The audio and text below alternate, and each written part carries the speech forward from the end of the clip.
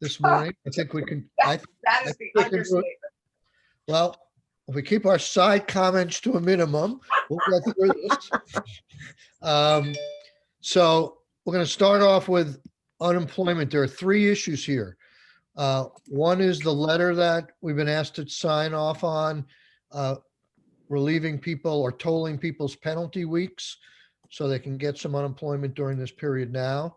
The other is trying to get a commitment from the department on how they will treat cafeteria workers and bus drivers who work for school districts during summer months if they used to go and try and find a job during the summer. This year, they're restricted. And the third is the issue that I've been hearing a lot about, which is people are being asked to go back to work and they're saying, I'd rather stay on unemployment. And I think a lot of people think that's their right, that they're legally entitled to get unemployment, even though they may have a job offer being made to them to go back to work. So let's take it in that order. I understand Senator Brock had some conversations with Cameron about the letter and the tolling of penalty weeks. So Randy, Senator, I do. would you like to start off? I would. I had a conversation. As you know, I wasn't able to ask Cameron any questions at our last meeting just to the pressure of time. And so I had a conversation with him. And my questions related to several. One, what is the administration's position regarding this particular letter? Do you favor it or do you not?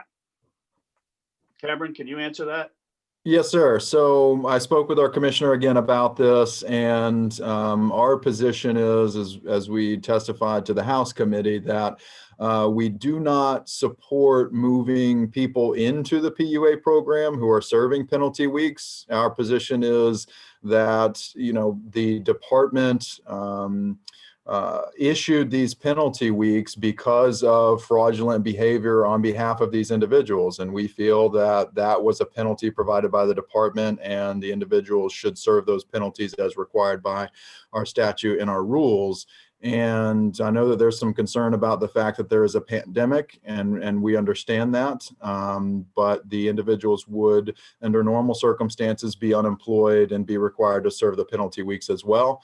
And we've commented that for the individuals who are serving penalty weeks, we do have Workforce Development Division who can support those individuals as they try to return to work and in finding jobs. So for us, we're not, it's not our position that we want to move these people into the PUA program to bypass the penalty that we've issued on their claim. However, we also recognize that there's a lot of interest and there is a pandemic. So our position was, if the legislature desires this, that we move them into the PUA program, as opposed to creating a statutory change in order to either change the penalty week structure that we currently have in place, that we would work with the legislature if that's what they desired. But we wanted an affirmation from the legislature to kind of give us that intent or that directive. So let me ask you a question. When you say penalty weeks, can't you have penalty weeks for things in the normal scheme of things? If you're out for an illness and you quit your job for a personal illness, my understanding is you have the right under law to impose a penalty week of 1 to 6 weeks. And generally the department imposes a 1-week penalty. Was that a penalty week as referred to in this letter? No, sir. So as I testified, I think it was last Friday, and I just want to make sure we understand, we're not talking about the disqualifications. So disqualifications, you know, Senator, Mr. Chair, like you just mentioned, you know, we impose a disqualification for somebody who leaves for a medical reason. We also impose a disqualification if somebody, you know, quits their job, voluntarily quits. They have to go find intervening employment and earn a certain amount of wages. So you are talking just about fraudulent behavior? Yes, sir. Yes, sir. Okay. And there were a lot of examples that I saw of fraudulent behavior, which may be, let's say, minor versus major. Could this letter distinguish between that for the department to somehow say, the egregious situations, we're not going to waive, but there may be some minor incidents that we should waive. Could we write the letter that way? We talked a little bit with the House committee about this, and in the department, we testified that from our position, all of these individuals are the egregious cases. It's difficult to, how do we draw the line that somebody who committed fraud for 4 weeks versus somebody who committed it for 26 weeks should be waived? And so from the department's perspective, we made a finding in every case that there was an intentional misrepresentation or fraud. And so from our position, we don't think that we can make that next level of distinction there. Every individual in this instance was found to defraud the state. Could you, Cameron, just give a couple of the examples of the kinds of frauds that you're talking about that we discussed? Yes, sir. So the most egregious one we've mentioned, we found an individual last year who had created fictitious employer accounts in order to draw benefits, and the individual did that over a multi-year period. We were finally able to identify it and stop it. We instituted, I think it was somewhere close to 70 or 80 penalty weeks for that individual, because that was the extent to which the person was fraudulently filing.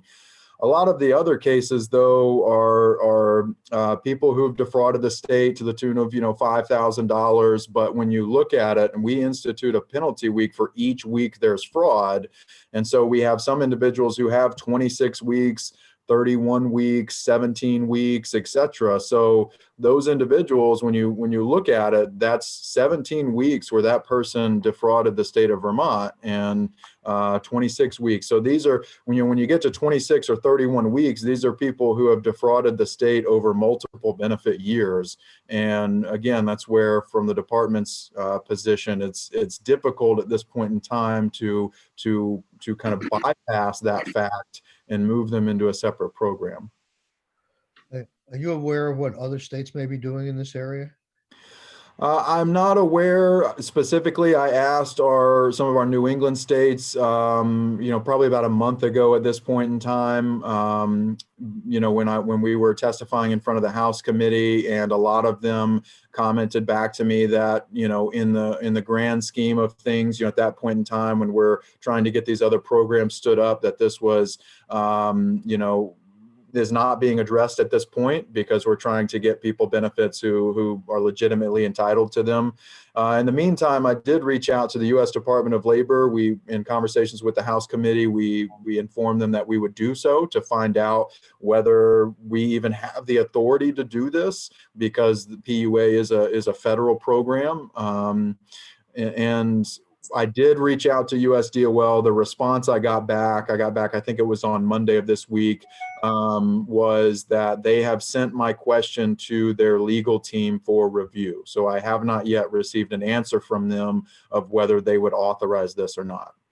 Now, if you take the example that you gave of the individual who committed this fraud over a multi-year period, that, I believe you said, amounted to about $100,000 in all.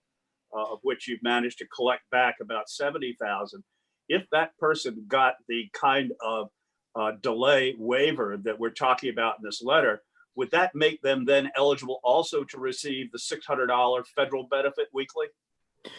Yes, sir. We don't feel that if we move them into the PUA program, we don't feel there's any legal authority to prohibit them from receiving the additional FPUC money. And we would have to base their PUA application on the wages in 2019, as we do for anyone else. So they could be entitled to the minimum, they could be entitled all the way up to the maximum, but we don't feel there's any legal capacity for us, if we move them into the PUA program, to prohibit the $600 from going out the door.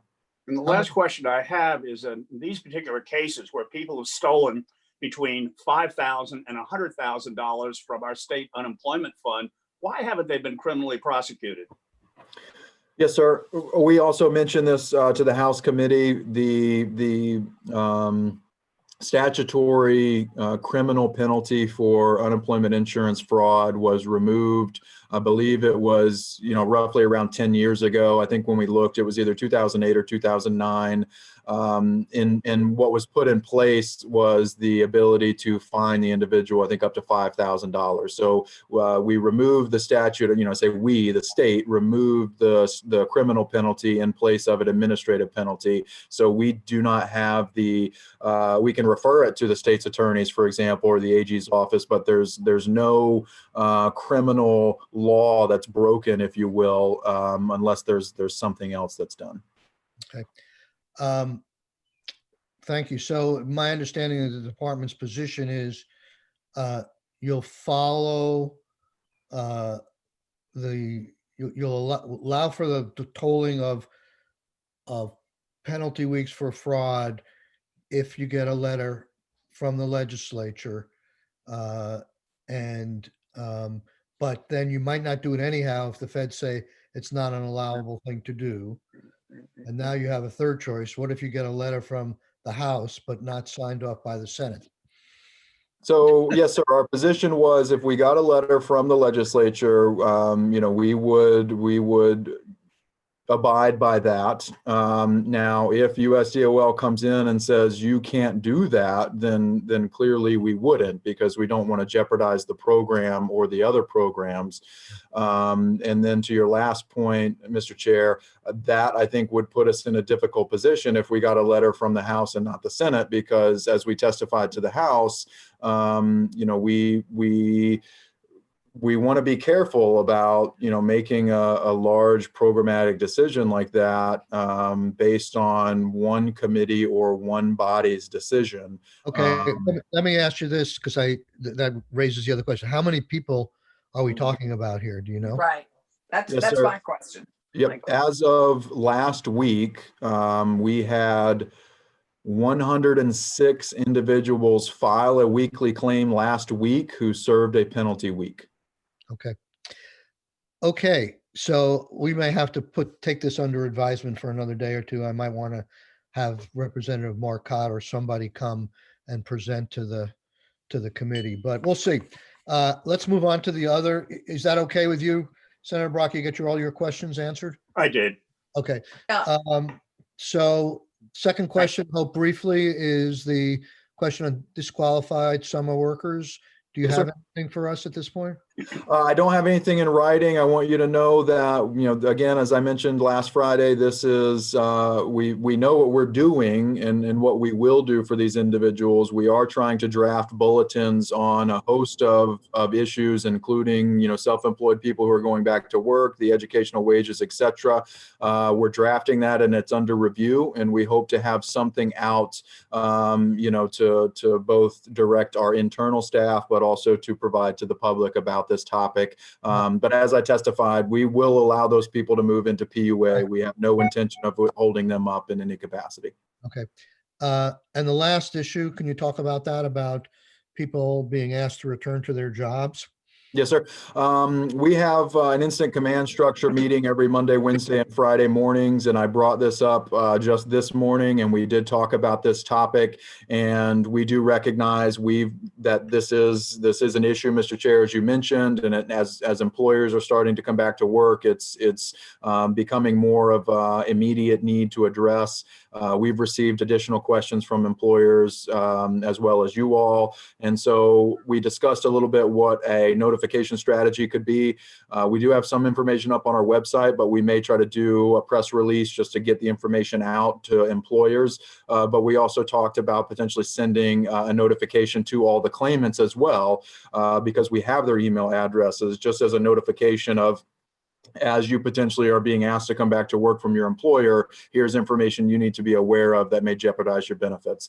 And as I mentioned last Friday, we do have a link on our website for employers to report to us if they do have an employee who's refusing to come back to work, so we can investigate those. I think this is a big enough issue that a mass mailing to claimants would be worthwhile. Yes, sir. I think there's a lot of people who are misunderstanding, and if we get a sizable number of those people to understand what their rights are and what their responsibilities are and what their obligations are, it might help. I would also think about doing something. What I've heard is that employers are frustrated, but a lot of them are gun shy about turning in their employees to say he's not eligible for unemployment, thereby pressuring that person to come back to work. So something out to the employer community that they might be able to show as a document to their workforce that gives them sort of cover of not being the bad guy might help as well. Yes, sir. Right. Well, I will take that back to the team. I mean, it is, I understand where employers are coming from. I'd caution them by saying that, at the end of the day, they are the ones who replace the trust fund through their tax dollars. And so, we don't want to be paying out to people who are not eligible. I mean, UI is there to support people when they're not able to work, but the focus is getting individuals back to work. I think the mass mailing needs to go to the recipients too. I mean, what you initially said, I thought, Cameron, is that you were going to do a mass email to the recipients of benefits. I think they need clarity also, because my understanding is that if you are only brought back part-time, you're still eligible for some of that. Yes, ma'am. And I think we're going to do both. I mean, we talked about trying to get the communication out as best we can to both the employer community, also the claimants. I think our intention at this point will be to email all the unemployed claimants, because we have their email addresses. So emailing them a notification outlining their responsibilities. You are right, Senator Clarkson, that if they come back for just part-time work, they can continue to file and receive partial unemployment or partial PUA. So there's nothing that should prohibit them. And if they're receiving partial, they're still getting the $600. So they're not jeopardizing that by going back to work, even if it's just part-time. And then our conversation was about submitting a press release. And we also have, because the second quarter due date is coming up for the second quarter report, we have an email blast that we send out to employers, and we had talked about putting this information on there as well, so we can try to let the employer community know as best we can that we sympathize with their employees and wanting to make sure that their employees are still protected, but because they can still get the $600, and because of some other factors, claimants have an obligation to go back to work if offered. It is fraud if they don't. That we want to get that message out to. Right. Thank you. All right, let's go ahead. I'm just concerned about the childcare situation and people who are home because they're taking care of kids that they can't put into childcare now. Will that be clarified?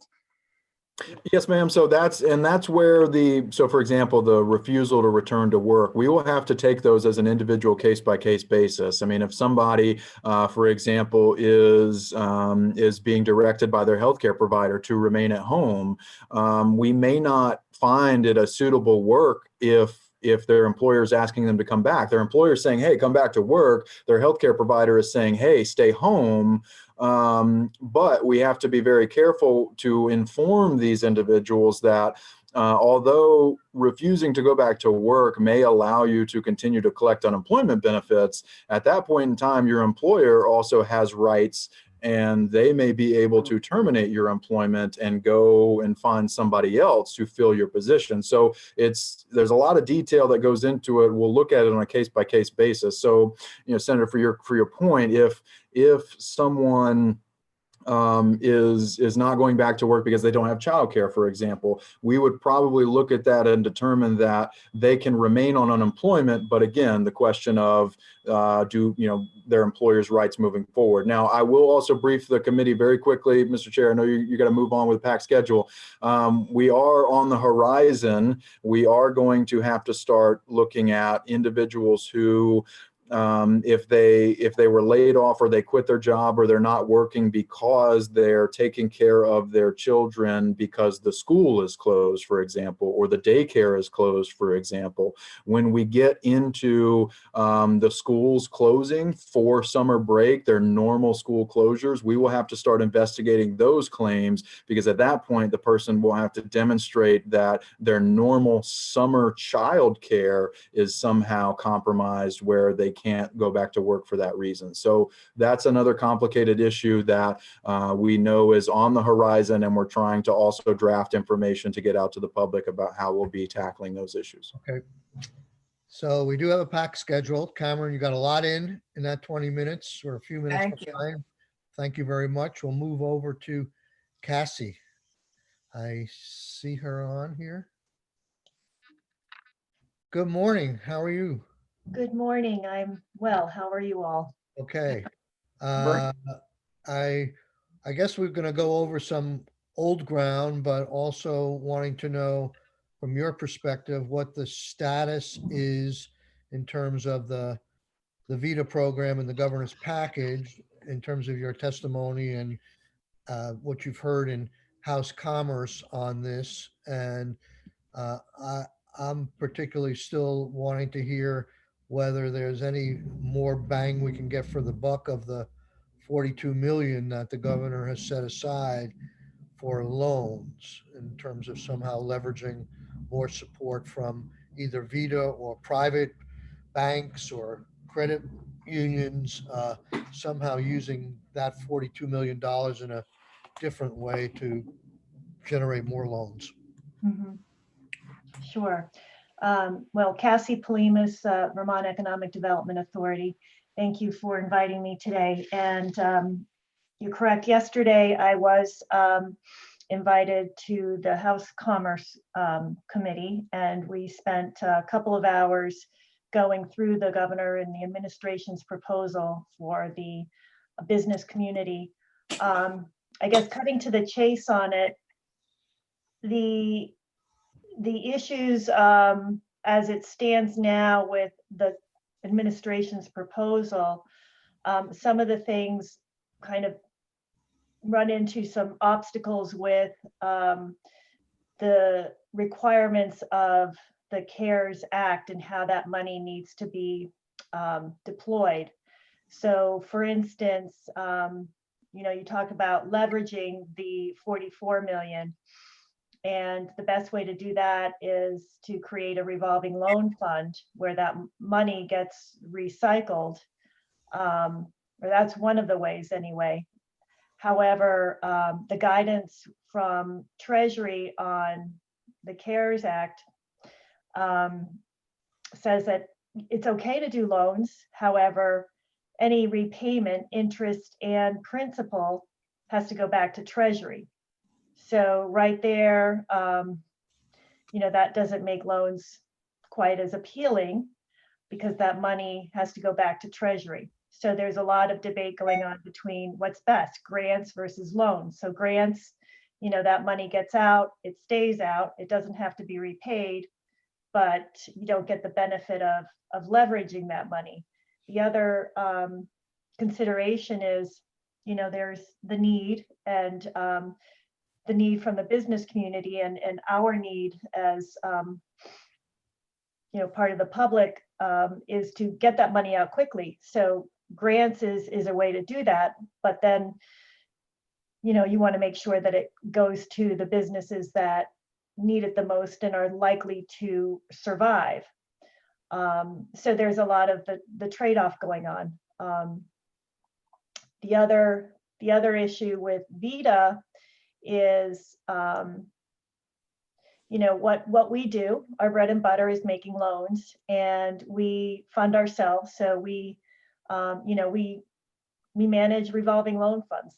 That's what we do, and we use the help of the state in the form of moral obligation from the treasurer to help us access the capital markets where we can borrow money on more favorable terms if we didn't have that moral obligation. And that's our money that we borrow.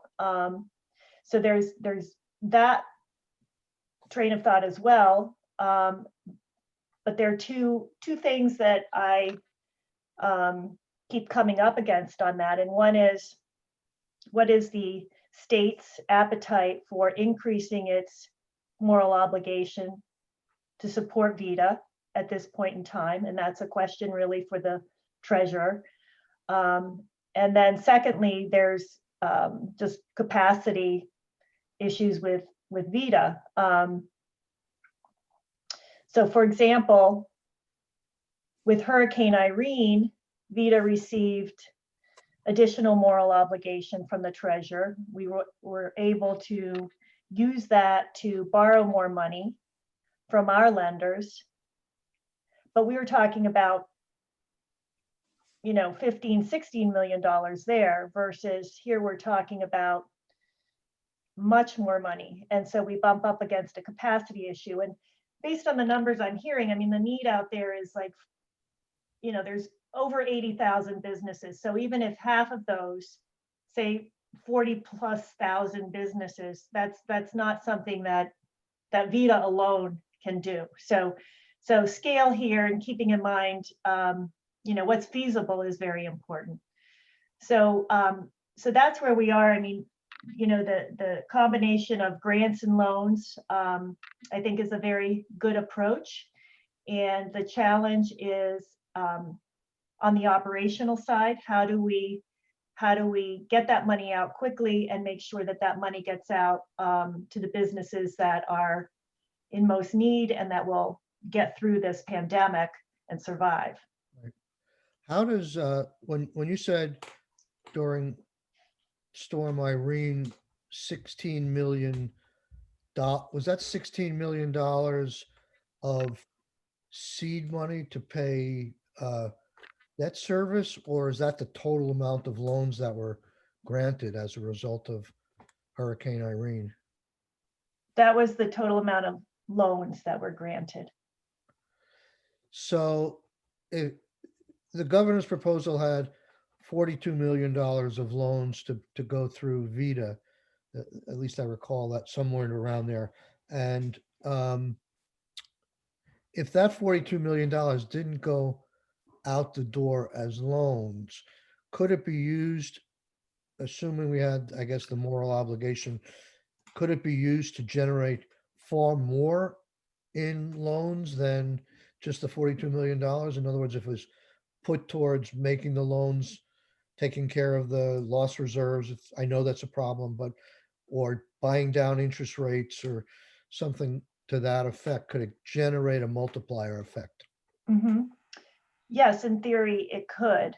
So if it went to loan loss reserves, that would certainly help. You're going to run, my guess is you're going to run into the same problem in that money would need to go back to Treasury.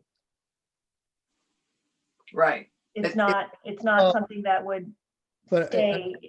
if you think of let's say a 20 or even longer term loan, and you somehow waived maybe even interest and principal in the first year, that would be very attractive to the businesses to have that money, and they pay it back. Let's say it's interest only or very low interest. They pay it back over 20 years and make principal payments every month. Yeah, it'd be nice if it didn't go back to the federal government, but the money has served its purpose in getting these businesses over the hump, and it's a lot of money. So I don't see that it not being a revolving loan fund is the death knell of this discussion. Correct. Yes. So it's so then I guess the debate is that better than just a grant? Right. Right. I don't know, Cassie, maybe you could put something in perspective for me, but I've asked the question. Certainly some businesses, I think, would rather have several $1 million in long-term loans, especially if you could do no interest or no principal on the front end first year, than a $62,000 grant. And a lot of businesses would much prefer to have that kind of money. I mean, we heard from the tent people and stuff like that. Right. We can't do $1 million grant to a company like that, Right. but maybe they would like to get a $3 million loan Right. initially. So do you have is there any way to compare? I mean, I guess there are different ways to generate larger amounts of loan money, whether you take that $42 million, you put it into interest subsidization or stuff like that. But what's the multiplier effect of using that money in that respect rather than just giving it as the loan itself? I mean, could you say $400 million in loans versus $42 million in loans? I mean, I looked to the Vita proposal that we did with broadband. It seemed like we put in less than $1 million and we got potentially $10 million in loans out there. You probably have specific numbers. Yeah. The multiplier would depend on, some assumptions on loss rates, which I think I went through this exercise, and the multiplier is, it's around 7 times, even assuming a high loss rate of say 15%, but that loss rate depends on how you structure the loan program. If we're talking about something that's, no personal guarantees and no collateral, as an effort to, get that money going and out the door, you're going to have a higher loss rate because somebody can walk away from that, pretty easily. So, but also, there is a purpose. Sorry, I didn't mean to interrupt. Okay. The value that's provided with a loan program is in the objective underwriting, so that the money is deployed to businesses that are more likely to survive. Right, That takes more time. right.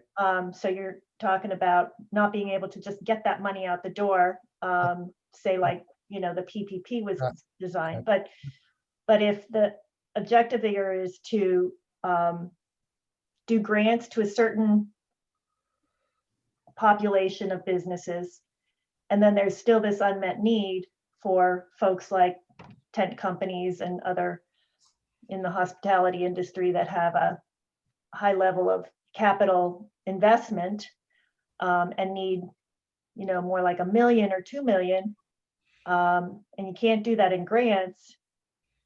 The process of underwriting a loan really adds value because it's going to theoretically weed out the ones that would not be able to survive and get through this. So that's the value of doing the loans. We would have to set up, I'm just thinking operationally here. For us, it's going to be more cost. We wouldn't have the benefit of having that capital added to Vita's capital base because it'd have to go back to the Treasury. Right. But we're administering and servicing these loans over presumably a long period of time, 10, 20 years, 30 years, I don't know. Will be subject to single audit, an additional single audit by the federal government requirements. So all that servicing will actually be more intensive. So I would have to go back and take a look and see what's the right way to structure this from Vita's financial standpoint. It's not how it's written now in the proposal from the administration. What about private sector, banks and credit unions? I mean, it seems from the people that I've talked to, many of them have debt right now, some of these big businesses. And, when we talk about everybody being in this together and landlords have been forgiving some rents and stuff like that, I'm wondering if there's an incentive idea out there where some of the money that the governor is suggesting for grants and loans could be presented to the banking community and say, we'll help this loan not go in default with either our secondary loan or our grant, but we want you to give up some of your aggressiveness in asking for every dollar that's out there. Is that a crazy idea? Have you heard anybody talk about anything like that? No, it's definitely not a crazy idea. I think it's a very good idea. You may want to talk to some of the bankers. I believe, I know that they are using their tools available right now to the extent they can. And that major tool is deferring payments, whether it be deferring principal and interest. The rub here is they're all regulated. So they've got the FDIC that is issuing guidance, allowing some loosening Right, And my understanding is right now, they can go out to 6 months of continued deferment. But then after that, other ramifications kick in from an accounting and reporting standpoint, that those assets, those loans, then get thrown into, certain categories like troubled debt restructured loans, and Right. that impacts, Right. how they have to reserve and their earnings and everything else. So it's complicated. okay. I think- There's, another idea floating out there from the administration about creating a program sort of like the SBA guarantee program, but have it be more aggressive, more liberal. And VITA would be potentially involved in that, where VITA would receive funds to create the guarantee fund that would leverage the private money, the banks. So the banks could enroll a loan in this program and say get, a 90% guarantee, which is higher than what the SBA offers under their typical, what they call the 7A programs, which guarantees go from 50 to 75, maybe 85%. So this would be a better guarantee program. If it's administered through VITA, it would be faster, easier. So that's, I think, along the lines of what you're talking about, which I think is a great idea. But that money, again, that would be allocated for the guarantee piece Right, would have to go back to Treasury. I mean, it's, Right. we keep bumping up against that CARES Act, got to use up the money before the end of the year. right. So the guarantee would make loans less risky. So would this be to get banks and credit unions to extend new loans that they might not otherwise extend because there's a guarantee program? Correct. But I'm not sure how much the banks would jump on it. Honestly, there still is PPP money out there. There's capacity with PPP. So that would be probably a better option for them right now. They get nice fees on the PPP program, and it's, if everything's done properly, in theory, it will be forgiven, and it's got 100% guarantee. So Getting back to the moral obligation again, it sounded to me like in addition to the CARES funding going back or, not being allowed, you said in order to get this multiplier effect, we would need more moral obligation from the state.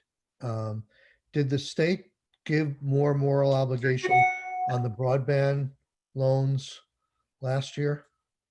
yes, we received $6 million in moral obligation to support the broadband program. And that's to continue to provide the credit enhancement for our lenders, so that we can access additional capital for that. And so that's worked well.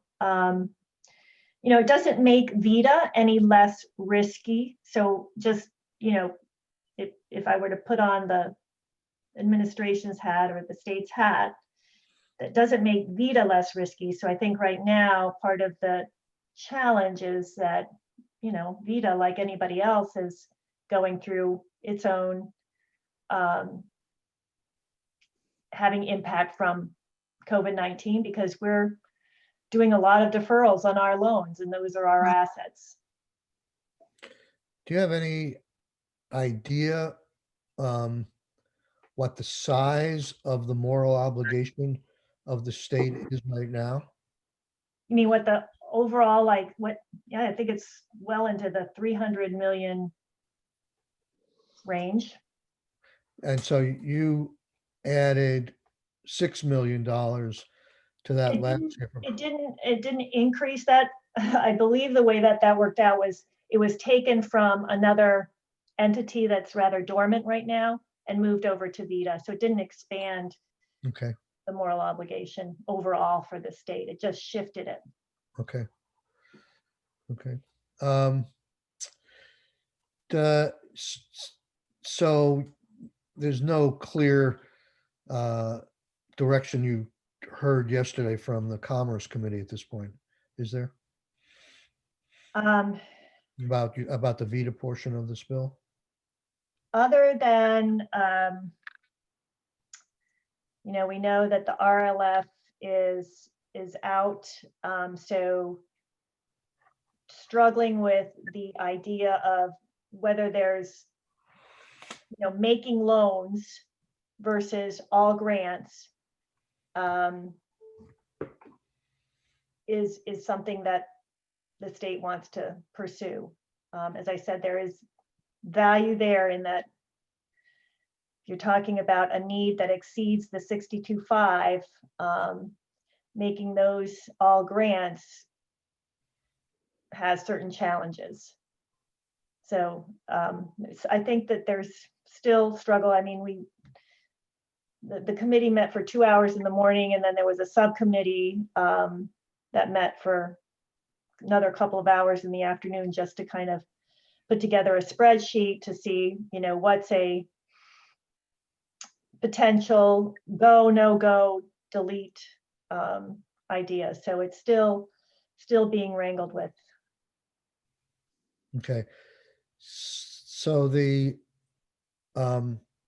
governor's plan had $42 million in loans, and it had $38 million in grants be administered by VITA.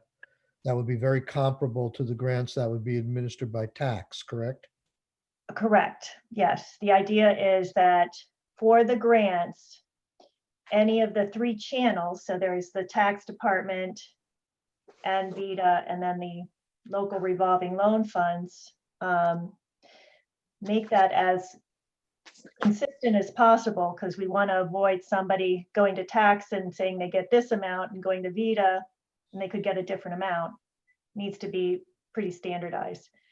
So the best channel for the grants is the tax department. Right. They're set up to do that, Right. but they're saying that, it's only up to a certain threshold in revenues and certain types of tax filers Right. that they can do that efficiently with. So then that leaves out a whole bunch of others. Right. And where do those go? Right. To VITA. Well, we can't handle tens of thousands. It's just not, we'll implode, it's not operationally, we can't do that. So the amount that the administration has suggested for loans is $42 million with a maximum loan size of $2 million, correct? Mm-hmm. So 2 million into 42, if everybody took the maximum, would be 21 loans. Is that right? You're talking if everybody had a $2 million loan? Right, yeah. Okay. So, but let's assume everybody has $100,000 loan. That's 400, is that 420 loans or 4,200? Yeah, loans? roughly that. Yep. 420? Yeah. Is that really sufficient to do a loan program? I mean, to get loans out to 420 businesses when we're gonna have, we know, thousands looking for loan help beyond the $62,000 grant or whatever they could possibly get. That's why I'm struggling so hard to figure out how to multiply this. Right. I like the idea of loans, but it seems just to limit it to straight giving out $42 million. We've got to find a better way to use that $42 million. And I think the businesses, while they want grants, I think if they got an interest-free or principal-free loan for the first year, that would get them going on their feet. It would function like a grant during the first year, and then they hopefully would turn the corner. But I want to get more money out there somehow. Yeah. So, Yeah. okay. Understood. Questions, other questions, comments? we're going to have you back for sure. And hopefully we'll be a little further along the next time, but I really appreciate the time, Cassie. Any questions Thank- for Cassie? Okay, thank you very Right. much. Thank you. Okay, Yeah, frustrating. That guidance from Treasury is frustrating. Yeah. I'm hoping that, Sorry, that's- see more guidance coming out that will change that, but we can't assume that at right now. Yeah, no, it's brutal. Thank okay, you. we have, Thanks, Cassie. thank you, Cassie. Thank you. We have now for the next half hour, this is going to be pretty jammed, so we're going to try and keep testimony to about less than 5 minutes and questions, less than 5 minutes a person. It's the RDCs and the community action agencies. And who is here from the RDCs? Frank or Fred here? We're both here. Do you guys need to go both, or could one person consolidate the testimony for the two of you? All Fred, you can, Fred. right, yeah, I can give the testimony and then we can answer questions. as needed. Okay, that sounds good. Just trying to save a little time. Sure. Go ahead. Um, The floor is yours. All right, good to see you all again. I'm Fred Kenny, Executive Director of the Addison County Economic Development Corporation. I'm also Vice President of the RDCs of Vermont. Thanks for inviting us today. So Frank Coffey from GBIC is with me, and two of our colleagues are over in House Commerce right now as well. As most of you know, the RDCs are your state-supported one-stop portals providing assistance to all businesses in every region of the state. In addition to the regular services that are offered by RDCs, such as site selection, financing, permitting assistance, and business advising for entrepreneurs and growing businesses. During the COVID crisis, we've been providing technical assistance, information, and guidance to every type and size business in our region. And while a lot of that time spent with each business might be characterized as therapy right now, what the RDCs bring to the table with these businesses is the experience to help them, understand what's going on with their business and ideas to make them stronger and more resilient. And we submitted a one-pager to the committee that kind of gets into a little more detail on what the RDCs have been doing during the COVID crisis. So when you have time, you could look that over. We're all hearing from businesses in our area that many are uncertain if they're going to survive. Many they're faced with the complexity and the uncertainty regarding the federal programs like EIDL and PPP, but certainty regarding severely reduced revenues, increased costs like PPE, and whether consumer confidence is going to restore anytime soon. Here in Addison County, some of our stalwart businesses like Danforth and Vermont Bookstore, Main Street Stationery, Middlebury Inn, they're all being hit, a double whammy because of COVID plus the huge Middlebury downtown construction project that's going on. But together with our SBDC advisor, we've put together a list of about 140 very small businesses in Addison County that we've been working with throughout the crisis, from hair salons to landscapers to value add agriculture operations. And they're all facing an uncertain future. The financial assistance to businesses that's included in the governor's package offers a balance of grants and loans to different size businesses through 3 different programs, depending on the size and type of the business. One benefit of that is that it creates a decentralized delivery system that can help avoid, delivery gridlock, like what has happened on some of the federal programs. But this money will make a difference if it can be deployed quickly. We also, the RDC support that financial package, and we also support the technical assistance, marketing, and housing proposals as well. And the RDCs stand ready to deliver and administer the proposal in whatever way is going to be most helpful to ensure that the most businesses survive and thrive. So we're ready to help in whatever way we can. I'll stop there. Okay. Does anybody have any questions for Fred? So, Fred, hi, it's Allison. Yep. I'm a little confused. This is the assistance, the technical assistance that the RDCs, we're talking about, we aren't talking about all of you competing in an RFP for grant money to help with to continue with help with technical assistance, right? It would just be a direct grant to each RDC?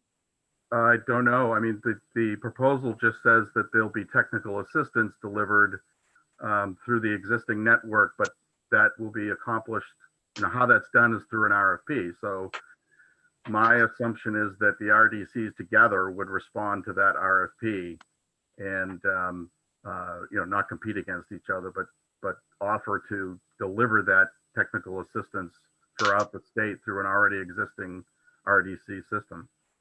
Right. So if we already have a system that we know works, why do we have people competing for that money? Why don't we just decide? I mean, anyway, I'm just a little puzzled by that, but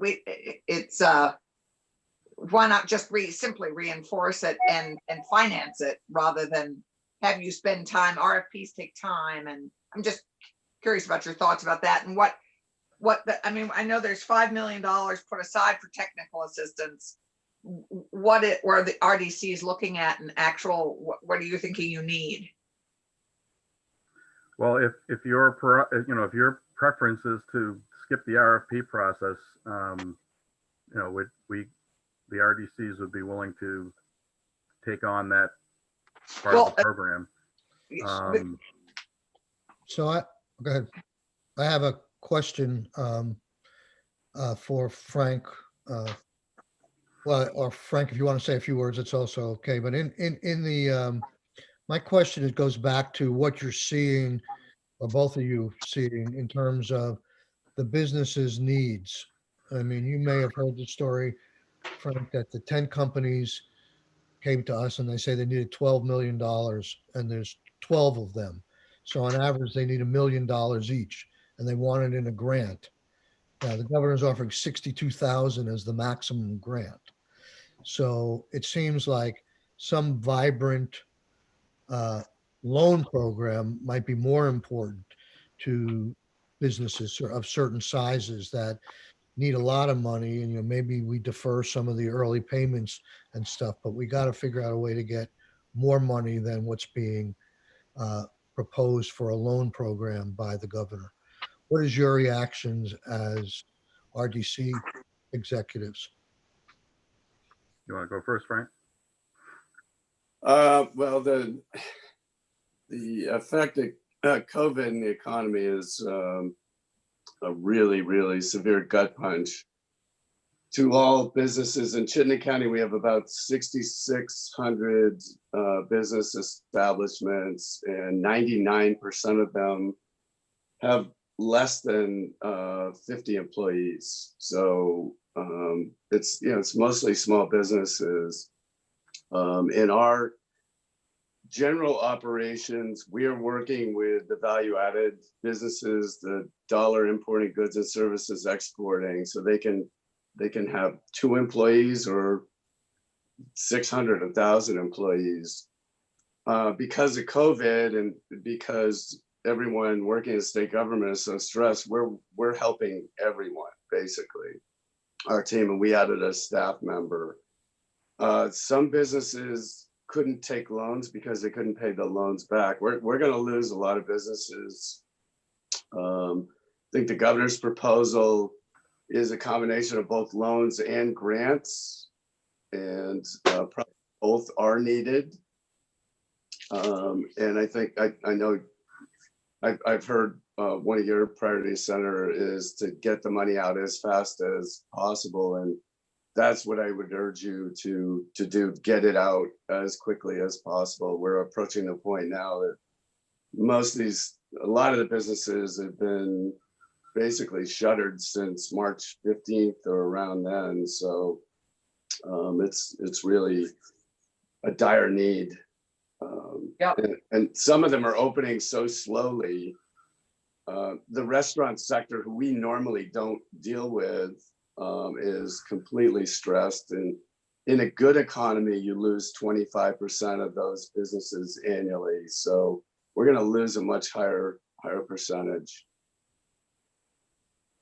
Do you think that the plan that you've seen from the governor on loans is worth doing at such a small amount, or should we just put that money into grants and be done with any of the complexity? I just can't see $44 million as getting to a lot of businesses.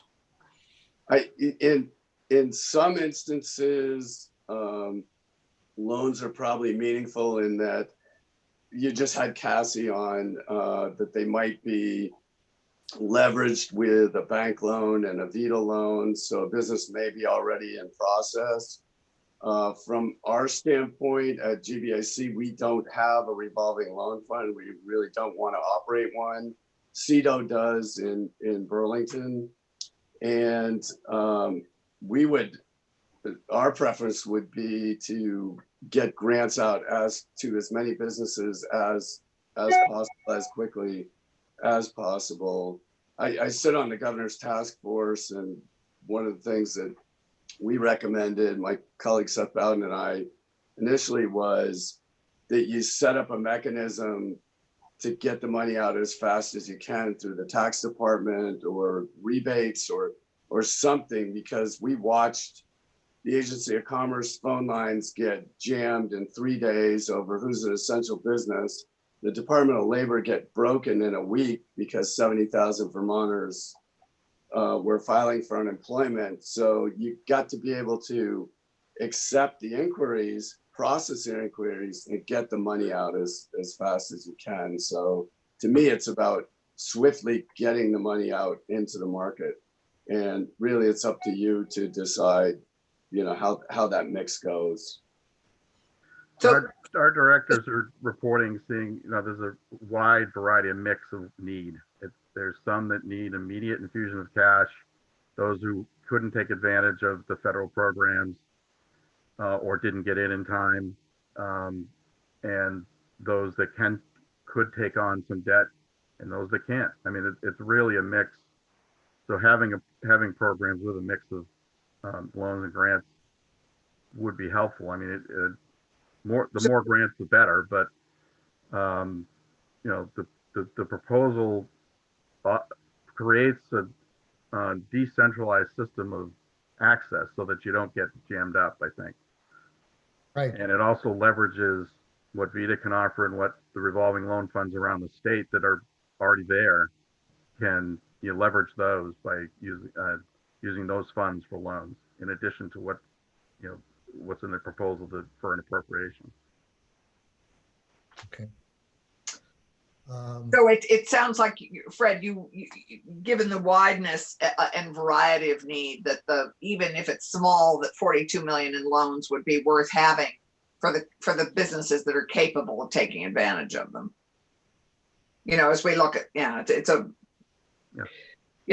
and yes. Well, our objective is to get out as quickly as possible. Also, Frank, I mean, we're all on the front line in our different capacities, and it's brutal. Okay, we appreciate being here. Stick around if you'd like. We're going to move to community action agencies. Let's see who's up first. Jan is here, and Tyler, I think I see, and is Sue there too? I just don't see her on my screen. Sue is there. Great. So what is the order? Do you have the list in front of you, Allison? I do, but it's up to them who'd like to go first, I guess. That's Jan. fine. I think we. Oh, geez, I have to get. Okay, I have it. I think we can have Jan start, and then why she don't we can have Jan introduce us. start? Okay. Go ahead, Jan. And I just want to ask a question. I know this has centered on economic development. I was under the impression that you wanted to hear a little bit about housing. Am I incorrect in that? About housing? Yeah, Yes, that's fine. Yes. We're dealing with housing as well. Yes. my testimony, I practiced it, it's under 5 minutes. Okay. I just wanted to say thank you we're very appreciative of your time and for the way that you listen to our community. And again, I'm going to talk a little bit about housing and a little bit about economic development. CVOEO and the other CAPs are working with individuals and families experiencing homelessness who are in hotels due to the present pandemic. So CVOEO is working with the Holiday Inn in collaboration with the Agency of Human Services, and we're providing 24/7 presence to assist with safety for the community and for individuals who are homeless, and to expedite the process for them to move into permanent housing. I was present during the 4 days that we welcomed over 100 guests to the facility, and that number is rising. It's not what you would expect. Yes, there are those who are struggling with alcohol and substances, those prone to violent resolution of problems. Yes, there are guests with severe mental challenges and issues. And that is one of the reasons we are there for 24/7 to work with the individuals to get the services that they need. And there are many more individuals coming in wheelchairs and with walkers and with caregivers because of amputation. There are veterans and the gentle elderly and the confused. They are receiving 3 good meals a day and attention. They are being rescued from diabetic seizures. We are working with restorative justice, and CVOEO has housing advocates on site to help them with assessments for coordinated entry and to get on housing wait lists. We are there to help them with the documentation that they need to go forward for permanent housing. And this is actually a rare opportunity to reach many people at the same time. And we intend to take the best advantage of that opportunity. And we are still finding and personal and permanent housing for those during this epidemic. Another population we are working with are those micro businesses who are working harder than ever during this pandemic. They are attending more webinars and preparing themselves for a better opportunity in the future. We have seen a 30% increase in attendance for our webinars and classes. We have seen clients who have worked with us years ago reach back out for support as we are their trusted business counselors. We know that our clients have the capacity to be successful. From 2010 to 2017, we helped open or expand 100, this is for CVOEO, 197 businesses, and 74 are known to remain open for at least 3 years. Many more are still open but do not have active websites. Our former clients are reaching out to ask for help assessing their situation, adapting their businesses, and seeking funding. Also at this time, the Financial Futures Program created audio files about unemployment, stimulus checks, and small business loans. These recordings are in Arabic, Somali, Mai, Swahili, French, Karen, and Nepali, and can be found on our YouTube channel.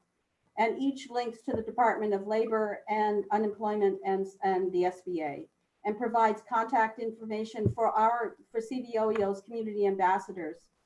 The audio files were created by our Financial Empowerment for New American Project Manager, Asma Abiniyab, and the collaboration with our community ambassadors. And now there will be a hotline with questions answered in the language of the caller. It's the right thing to do at the right time. These are the people who are working so diligently to make sure we'll have the resources to add to economic development during, after the pandemic, and into a very difficult future. Yet there are many gaps in the aid that might miss and bypass these hardworking and creative entrepreneurs. Sue has been working thoughtfully and diligently with a number of people to address those gaps. My sincere plea is not to forget these people in the foundation of the state budget and to find the avenues in the CARES funding to promote and ensure that they have a chance at success. And I thank you for your leadership. Thank you. Comments or questions for Jan before we move on to others? No, just a huge thank you, both to you and Sue, but the incredible work of the community action agencies. We are applaud. It's just been immense, and you responded nimbly, and you have fed and housed thousands, and it's so impressive, and we're just so grateful. Jan, do you have any comments on the governor's housing proposal as you understand it? Well, the thing that befuddles me a little bit is going through an RFP process, just as was stated previously, where there are avenues through the RDCs or the community actions where we're already giving out security deposits, we're giving out rents, we're giving out back rents to make sure that homelessness is rare and brief, and that we're making sure that people get into permanent housing. So that's a little bit befuddling to me. Right. Spend that time where you already have avenues. So, right. If we're trying to do things quickly, it strikes me this whole RFP process is in the way. We should make decisions about which are the right funnels that already exist, the resources we need to support to enable the supports, the services, the technical assistance to make this all happen. And we don't want competition. We want to be able to make sure that people get housed, that people are back into work, and we want to do it together. Well, and it sounds like you're all cooperating, both the RDCs and all the CAP agents. Everybody's cooperating and coordinating pretty fully. And maybe we should hear from Sue before we, to chat about that whole picture. Okay. Welcome, Sue. How are you? Thank you. I'm well. Can you hear me okay, everybody? Yep. Yeah. I just want to also say thank you so much for kind of inviting us to share a view of the COVID pandemic from the lens of our most at-risk neighbors and families and businesses. I'm so pleased to speak on behalf of Capstone Community Action, but also the 5 community action agencies around the state that form what we call VCAP, the Vermont Community Action Partnership. Right. I think you know that community action agencies have always really been the door that opens to those who are really struggling with economic insecurity and distress, and we have been doing this for 50 years. We see that the COVID pandemic really has brought the community action mission and our expertise to the forefront. Even before COVID, we knew that 40% of Vermonters were but a paycheck away from financial disaster, and now the paychecks have stopped. The number of folks that are coming to us on the economic precipice is swelling, and we need to have a swift marshaling of all of the state's organizations and resources that you hear from all the time with a coordinated response. We see community action and all of the partners we work with around the state. We make up the proverbial safety net that are uniquely suited to be a critical part of the state's response. And we stand ready to partner with you, with the RDCs, with the housing organizations to quickly respond, building on the experience we already have doing many of the activities proposed in the governor's plan. Ever since the arrival of COVID-19, community action agencies, as you have heard, have stepped up. Here in my region of central Vermont, we quickly formed an incident command response, a regional response to work together over 20 different service organizations, 1,200 volunteers, swiftly helping to rehouse the folks, over 300 just in central Vermont in area hotels. We've been feeding them, providing healthcare, mental health supports, and housing supports. I sent you a summary report of our incident command system just to give you a sense of what we're doing. We need more resources to the ever-growing demand. And we know you and the legislature are working quickly and well with the administration. You said it, the funds can't come quick enough. We kind of feel like we're firefighters here without hoses and water. So we see the governor's plan as a very good start, but because really what began as a health crisis is an economic crisis. But we believe that you should seek, as a legislature, to respond with a strategy that recognizes the economic inequality that existed before COVID and move forward in this recovery, building on strategies to advance equity. We can't let ourselves go back to the immense disparity before COVID arrived. So we have discussed previously in your committee, we have VCAP, a micro business development program. We've been working since 1988 with a section of businesses, those micro businesses that are disadvantaged at 80% of the state median income. It's different from many of the other businesses that receive support from RDCs and others. Ours have unique challenges, and that's why we have had our own focused program. We have presented to the administration and now to you a proposal to really beef up that program. The reason is that the federal programs have been totally inaccessible to the folks we serve, and we are concerned that as currently structured, the governor's proposal will also be inaccessible. You know, we have a first come, first serve grant and loan program. It will be gone. And it magnifies really this economic inequality of the folks that we serve. You know, our clients generally lack the ability to rapidly compete with these financial programs because they may lack the financial or educational background. And we see that the proposed formula really leans disproportionately towards the larger revenue generating businesses. And our micro business clients really won't be able to benefit in a meaningful way because of their low revenue margins. And this is why we have proposed what we call Embrace. It's the Economic Micro Business Recovery Assistance Program.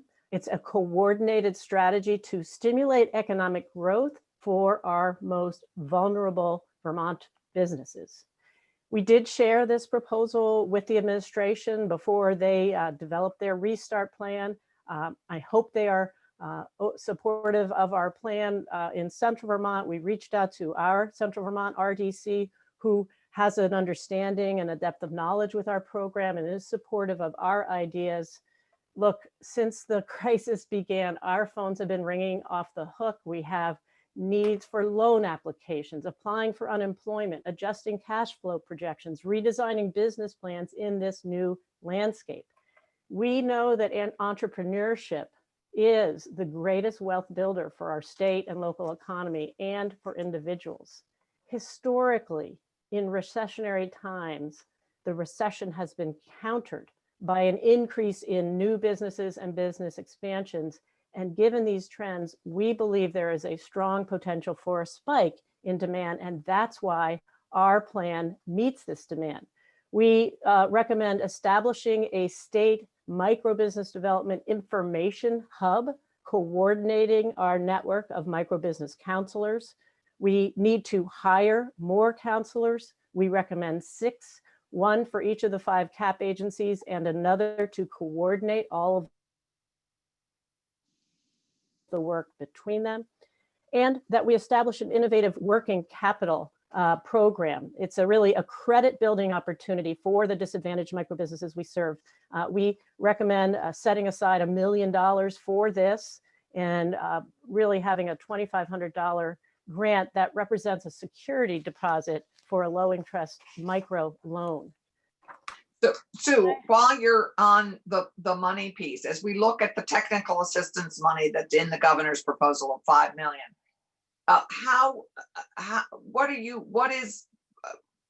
remind me what the CAP, what the Embrace ask is of that, because that's mostly technical, you know, that's sort of, I think, the umbrella in which you guys are.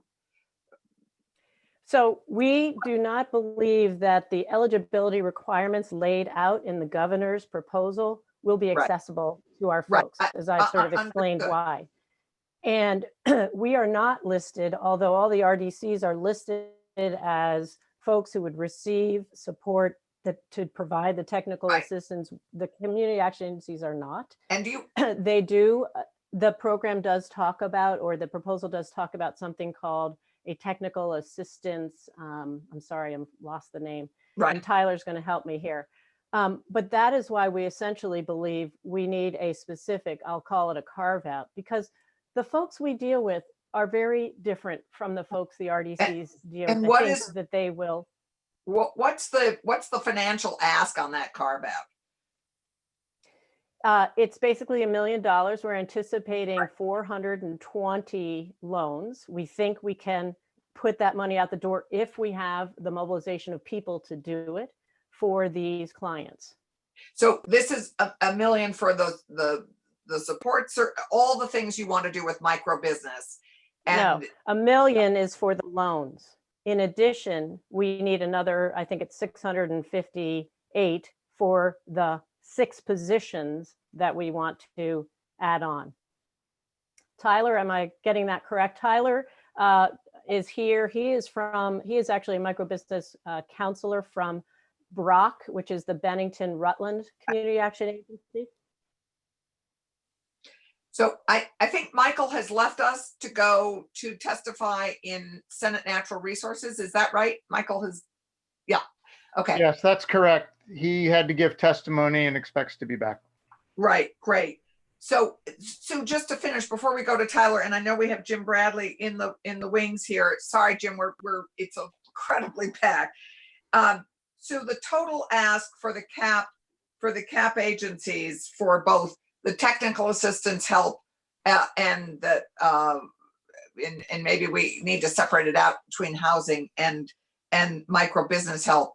But do you have do you and Jan have a total ask on in this?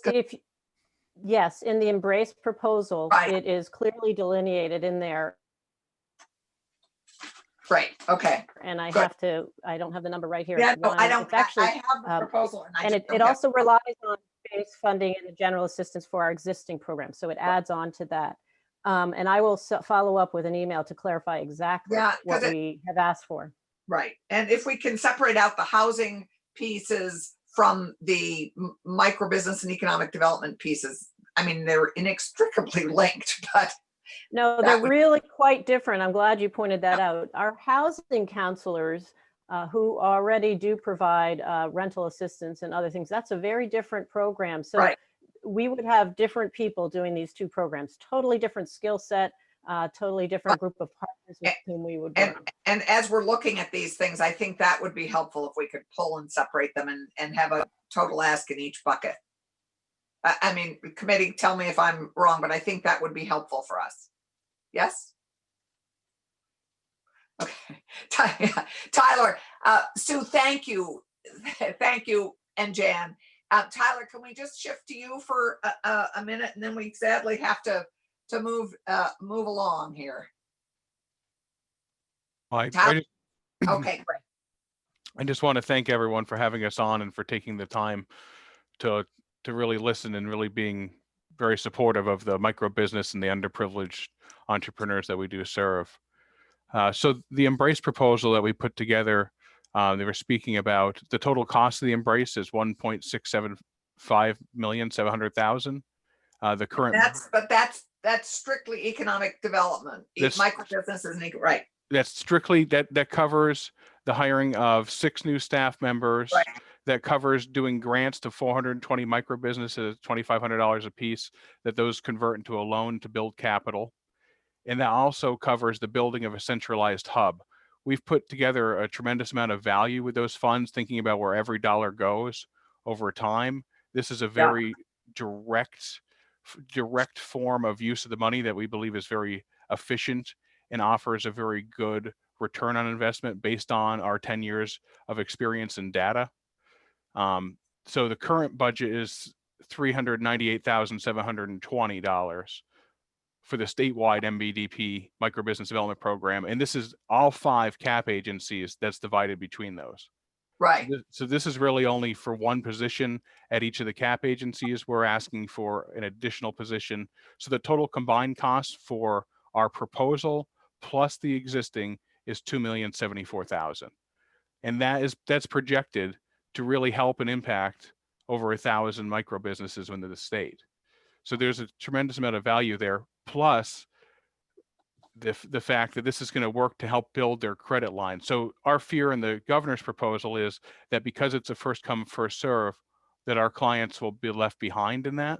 So we really want it to be a separate carve out that's targeted because of their financial disadvantage. Entrepreneurs, as Sue was saying, at 80% or less of state median income, they're at disadvantage in a lot of things. A lot of them right now are the essential workers who are also working on their micro business, are very small one-person solo entrepreneur shops that are in the state that really don't have the resources that even a small business at 25 to 50 employees has. They don't have the back office support. They don't have the technical support. What they do have is a micro business counselor such as myself that has previous business experience, that has higher education experience, that's an expert in the micro business field to really help and guide them. But right now I'm only one individual for Rutland and Bennington County. Oh, yikes. So there is a tremendous amount of clients who have come to us who are new and existing clients who've been in the program before. There was 5 startup businesses that I had myself working for this spring that have all needed to be changed. Everything has just gone out the window. So business plans are redone, financial projections are redone. So there's just a tremendous amount of work right now, not to mention the educational piece.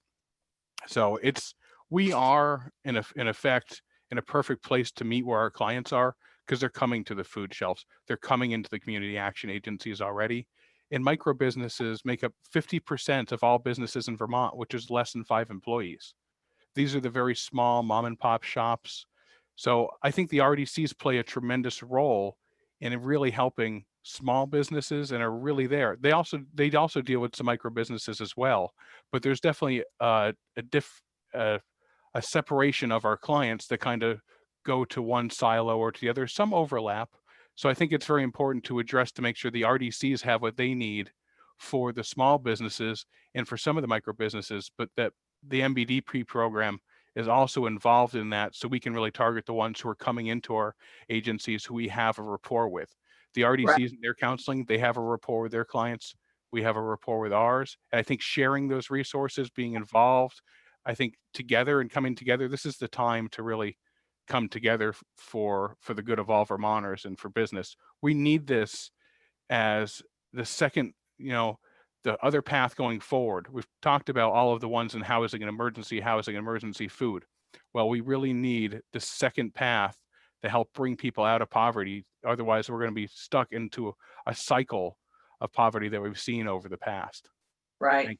Thank you. No, I think this is helping us all clarify where which businesses are helped particularly at each level of business capability. And you're absolutely right. The RDCs are clearly helpful in a specific group, but you are picking up the much more vulnerable, much smaller, less likely to have the ability to be first in line for all those programs that are being rolled out, and not even necessarily eligible for a lot of the, particularly the federal ones, where the RDCs maybe are more so.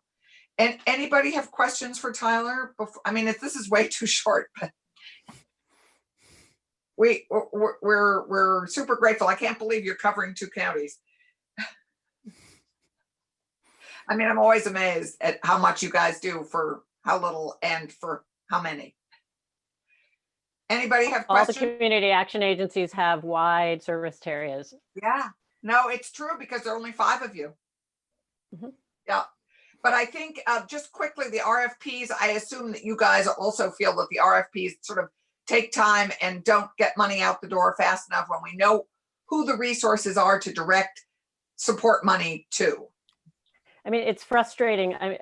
We've got fires raging across the state, and you don't ask firefighters to compete to figure out who's the best one to fix the fire. We all need support, and we need to scale up quickly. Thanks. Yep. Yeah. No. Thanks. That's a good way of putting it. I think we sadly need to. This is. Thank you very much for doing this in such an intensely short time. But I think, given our time, we need to shift to Jim. And shift our brains to construction. So thank you. Thank you for your time. We will continue this conversation, but thank you for launching it. Thank you. Jim, it's to you. I believe we are now in construction mode. We can't hear you, Jim. You're on mute. How is that? Is that better? Yes, we can hear you now. Okay, thank you. And thank you for this opportunity as well. Once again, I'm Jim Bradley, the president of the Vermont Builders and Remodelers Association, and wanted to have this opportunity today to express some of the things that have been going on with our industry throughout the state during these challenging times, of course, and how the governor's proposal, especially on the side of the grants and possible loans for our industry, would be most helpful at this time.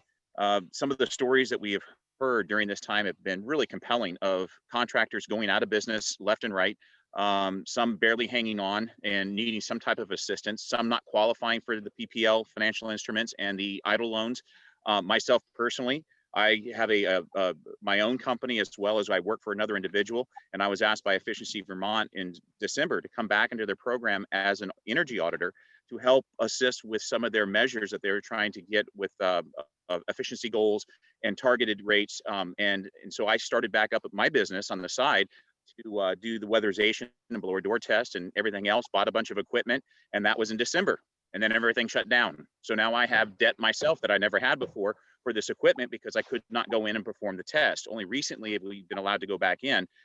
But I've also spoken to so many of our other members and non-members alike. Part of the association, what we did is we got this message of all the different financial instruments that were available through the federal levels, and also other areas of assistance that our builders and contractors would need desperately. We got that out on a social media platform that's been quite successful, but we are still finding that a lot of people are not even close to being whole in this situation. You know, it was really challenging to have workforce development before this time be successful and have a great list of contractors to choose from for the clients in Vermont. But now this is, you know, with other people shutting their businesses down, you know, these are 1 and 2 and maybe 5 person operations that they don't exist anymore, you know, and some of them are still hanging on barely by a thread to be able to make it through to the next level. You know, and some of these guys, I've known that they've actually paid out of their own personal savings their workforce because they didn't want to lose their team members, because they built a collective team of really skilled workers. And they thought, well, if I don't keep them on, even if I don't have the money, I'm going to lose them on the other side of this. And what is it going to look like on the other side? And when I think about this, and after doing some research, I found that an article that was just printed this last week that Vermont was #1 in the nation, but not for a good reason. We were #1 in the nation for being most effective in the negative way in the construction industry out of any other state in the nation. We topped the list. And that means a lot because, you know, with a challenged workforce in the sense of having enough skilled people in the trades, being able to maintain those people that didn't go out and try to find other work during this time, people are still not just going to need houses built.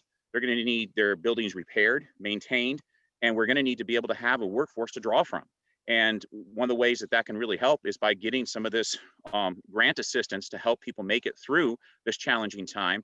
And if you look at it like this way, we've got kind of a hurricane situation. If you've ever been through a hurricane, and I have down in Florida, where you get the first push of a storm, where we had the COVID crisis and everything shut down. People lost their businesses and, you know, or they're trying to start them up again. But then you get the eye of the storm, where once that first wave goes through, you get a calm and it's okay, we got some breathing room. Maybe we got a little bit of help here. We do have some projects we had to finish up. But then here comes the next wave. And is it going to be the next wave of the crisis impact, or is it going to be the next wave of some of these projects that they were able to finish up? But we have so many other clients that are deferring their projects indefinitely. So a lot of the work that people had on the dockets for the summer, it's not there right now. And that's not wholesale across the board, but it's happening quite a bit where people are just unsure. Their clients are unsure about the economic environment. And so they're saying, let's put it off for now or next year or the year after. And that's leaving some of these builders and the associated trades, from electricians to plumbers, whatever, in a real uncertain situation. So anything that could possibly be done to help them bridge this gap to get to the other side of the storm and hopefully weather it appropriately and make it through is what we're hoping to be considered here. Right. And do you have any response to the governor's proposals thus far in, you know, I assume you're supporting our getting this money out as quickly as possible. I mean, I'm just curious, how many of your builders were able to take advantage of PPP or the EIDL program? Because I've actually heard of surprising numbers of people in the sort of building world, furniture makers, and people who've actually successfully used those programs. More so on the PPL side, I've heard that there's been success and not as much on the EIDL loan. I even applied for the EIDL loan and was denied. And so, I mean, that was not as successful of a program, but the PPL, there's some people who even took the money, but are even reluctant to spend it at this point in time because they don't know if the rules are going to change on how they can spend it and everything else. And so there's this great sense of uncertainty as how they should best move forward.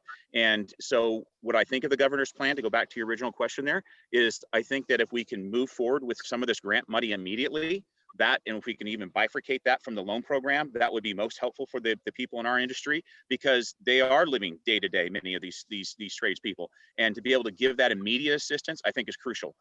Looking at the loan program, either a low interest or no interest loan program on the other side of that, I think that warrants further discussion. It could also prove to be helpful, but there is definitely an immediate need, because one thing we're seeing too is that the material prices are now starting to escalate beyond what people might have originally signed their contract for, because of this whole situation that we have across the country where factories are shutting down and materials are becoming more in short supply, or other projects are starting up where ours had not here in this state. Now we're going after those materials, and so now we have a higher materials expense that we can't just pass along to our clients, and so the contractor is going to have to absorb that. So any type of assistance through the governor's program would be most helpful for our industry to keep it going and allow it to thrive on the other side of this. Great, thanks. I mean, one of the challenges we're looking at, is the balance of grants and loans, and particularly now that we know that the loans won't be able to be used in a revolving loan capacity that stays in Vermont, but that has to go back to Treasury.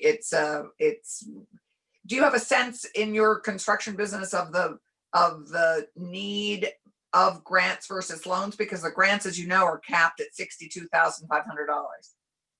Yes, I think that the grants would put people more at ease as far as they know that they could actually spend it for their business operations or the payroll or whatever they're allowed to, without the thought of, okay, now we're changing the rules. Because one thing that happened with the EIDL loan, it was originally going to be a certain figure. I think it was up to $10,000. It was going to be an immediate grant.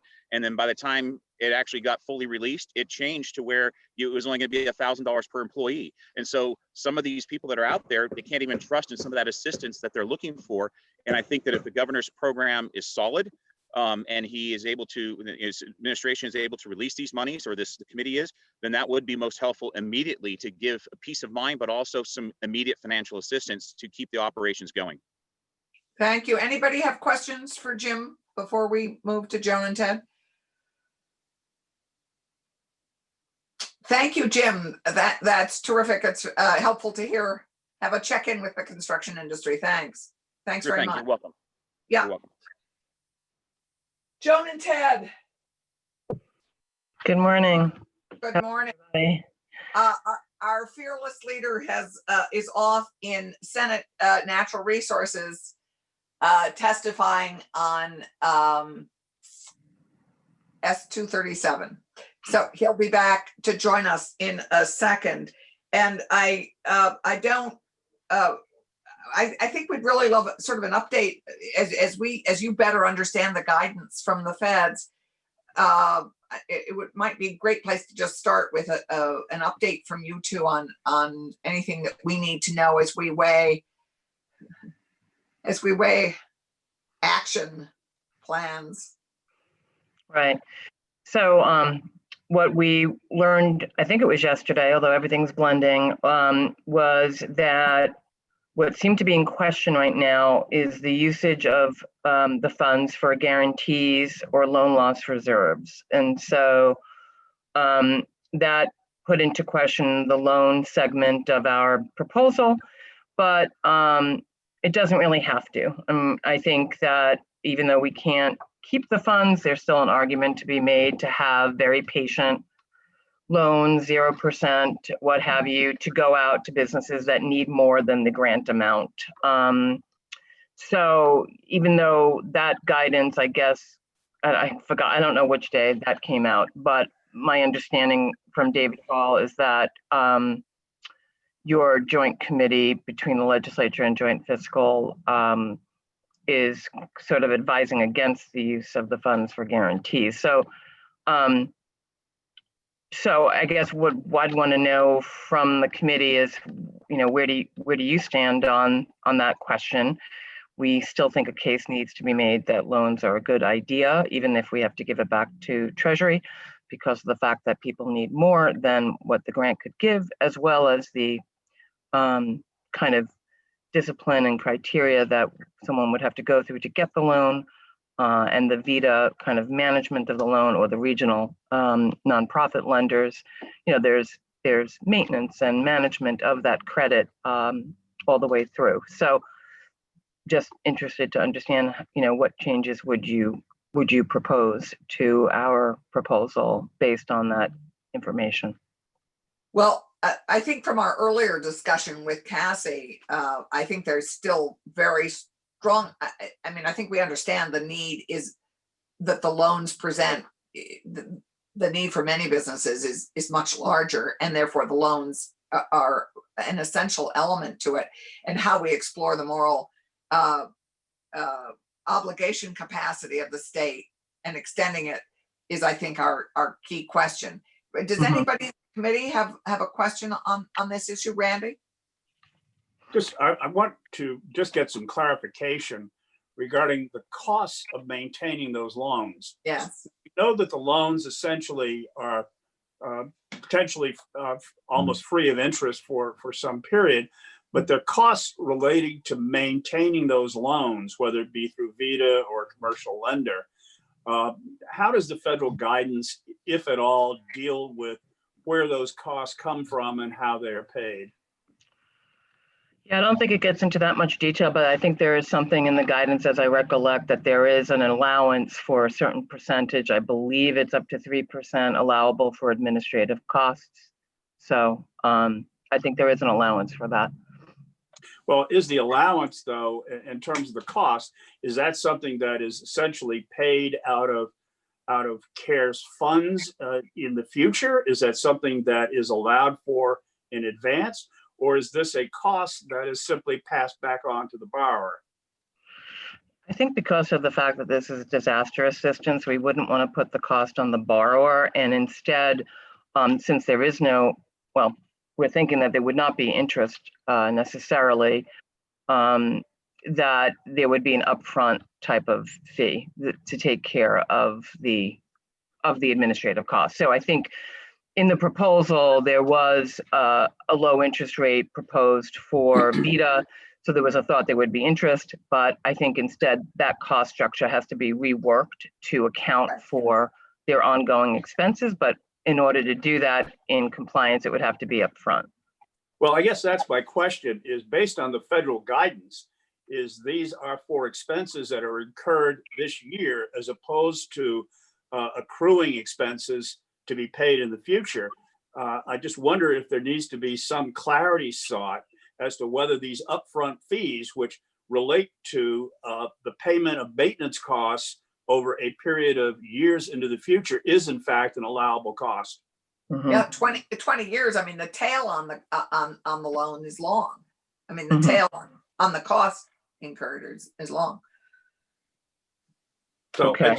I'm just saying that I'd love to see a little bit more clarity if we're able to get it at this point. Yeah, I'm not sure, but I will. Yeah, we'll note that. Let me just.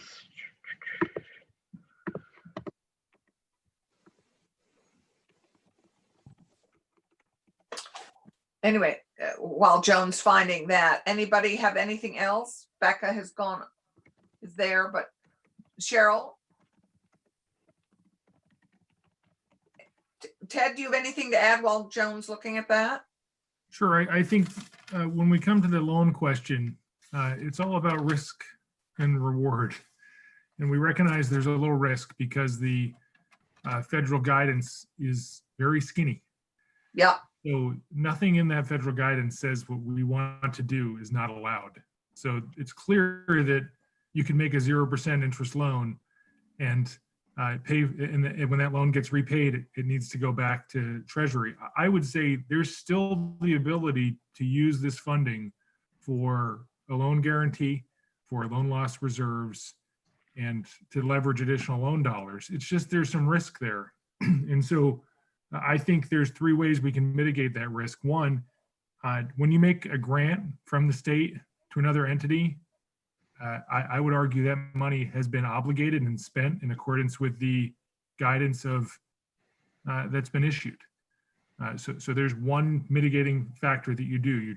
We're not running this program ourselves, so we are obligating and spending the money before December 20th, before the end of 2020, when we make this grant to VITA, when we make this grant to the VCLF, when we make these grants to these other organizations. Two, loan guarantees are a very common thing in the federal government. They make guarantees with fiscal year money, 1 year money all the time through SBA and USDA rural development. So there's precedent that the feds have acknowledged they can use one fiscal year's money to guarantee a loan out 10, 15 years. It's just it's standard practice in the federal government. So I think there's a case to be made there. Now, obviously, we don't have a yes or a no. Right. And then three, the third and final one is, I think we need to accept a little risk here. If, for instance, you park $10 million, we're talking $40 million at VITA, right? $42 million at VITA for loans. Some of that's loan loss reserve. Some of that is actual loan principal. When you park that money there, we need to accept that there's some risk, but the risk is worth the reward. The juice is worth the squeeze. And we're going to leverage a lot of money by taking that risk that we couldn't do any other way because we can't make grants to meet the need. So in the Restart program, we're asking for really a $4 million loan loss reserve. In 5 years, if the feds come back and say you owe us $4 million because you didn't account for that money properly or spent that money improperly, I think we need to accept that there's this risk that could happen. I don't think it's there because we've mitigated it in other places. But I think we need to accept that to get this money moving and to help the businesses. Yeah, yeah. Great. Joan, did you find out anything in your search? No, I'm just looking for, there is a section, I don't know whether it was in the FAQs or in the guidance, but there is a section about collection of administration. So I think, as Ted is saying, it's not going to say, no, you can't use it for administration that's going to go on several years. It's not going to be that specific. Right. So yes, there is an element of risk in all of this. But I don't think there's an expectation that people would do administration for free. Right. But do we then build in 20 years of cost to managing those loans up front? Well, I mean, I don't know if it's 20 years of cost. I think that the thing to remember is that the loan can go up to 2 million. Doesn't mean every loan is going to be 2 million. The loan could be amortized up to 20 years. Doesn't mean it's going to be 20 years. It's usually a 10-year maturity that has a 20-year amortization schedule. So yeah, I don't, Right. It'll depend on what. It'll depend. I mean, I don't think VITA has gone away yet and rejiggered what the expenses would be for this. No, I didn't get, I don't think any of us got the sense Cassie's interest. I mean, I think she, we're all disappointed by the guidance from the feds and the Treasury. But I don't think my sense from Cassie was that she was still game. Yeah. Oh, completely. Yeah. Yeah. I think it's pretty common, right? This was one thing that David mentioned to us yesterday. It's a common loan practice to charge points for a loan. And so when you look at that means it should be acceptable. If we take a typical 5% over 10-year loan, that would be about a real 5% rate, and just say we're going to charge those 5 percentage points at time of origination. That's how you pay for the cost of the loan, right? The interest rate is how the bank would pay for your loan loss in the event that happens, administration, all these things. So we're really doing a very common practice, which is charging points up front that makes it a 0% loan over the life of the loan. So I think that of all of them, I think is the most secure guidance that we've gotten, which is this should work and should be in compliance with the guidance as written. Right. Right. Welcome back, Chair. Thank you. Had to leave on very short notice, sorry. So keep going. I'll sort of figure out the flow here. Well, we're chatting about the value of keeping the loan option in this mix of relief, immediate relief and support. And I don't think any of us don't feel that loans aren't an essential element of this. The question is simply how do we mitigate the risk? And Ted has addressed that and suggested that we have 3 ways of mitigating that risk. And I think I need to hear from other committee members, but I still feel, I mean, I know we would love to get a bigger bang for our buck, and trying to figure that out is, I think, a key piece of it. But I don't think any of us feel that loans aren't a valuable part of this package. We also wanted to, to Ted's point, to further the idea of guarantees. Right. And I guess we want to understand how comfortable you are with doing that, because phase 2 contemplates a guarantee program. So okay. So one of the questions I've been asking of previous witnesses is, I think there's a definite place for loans. I'd like to see the money be, as Cassie said, 7 times greater if we can leverage the money somehow.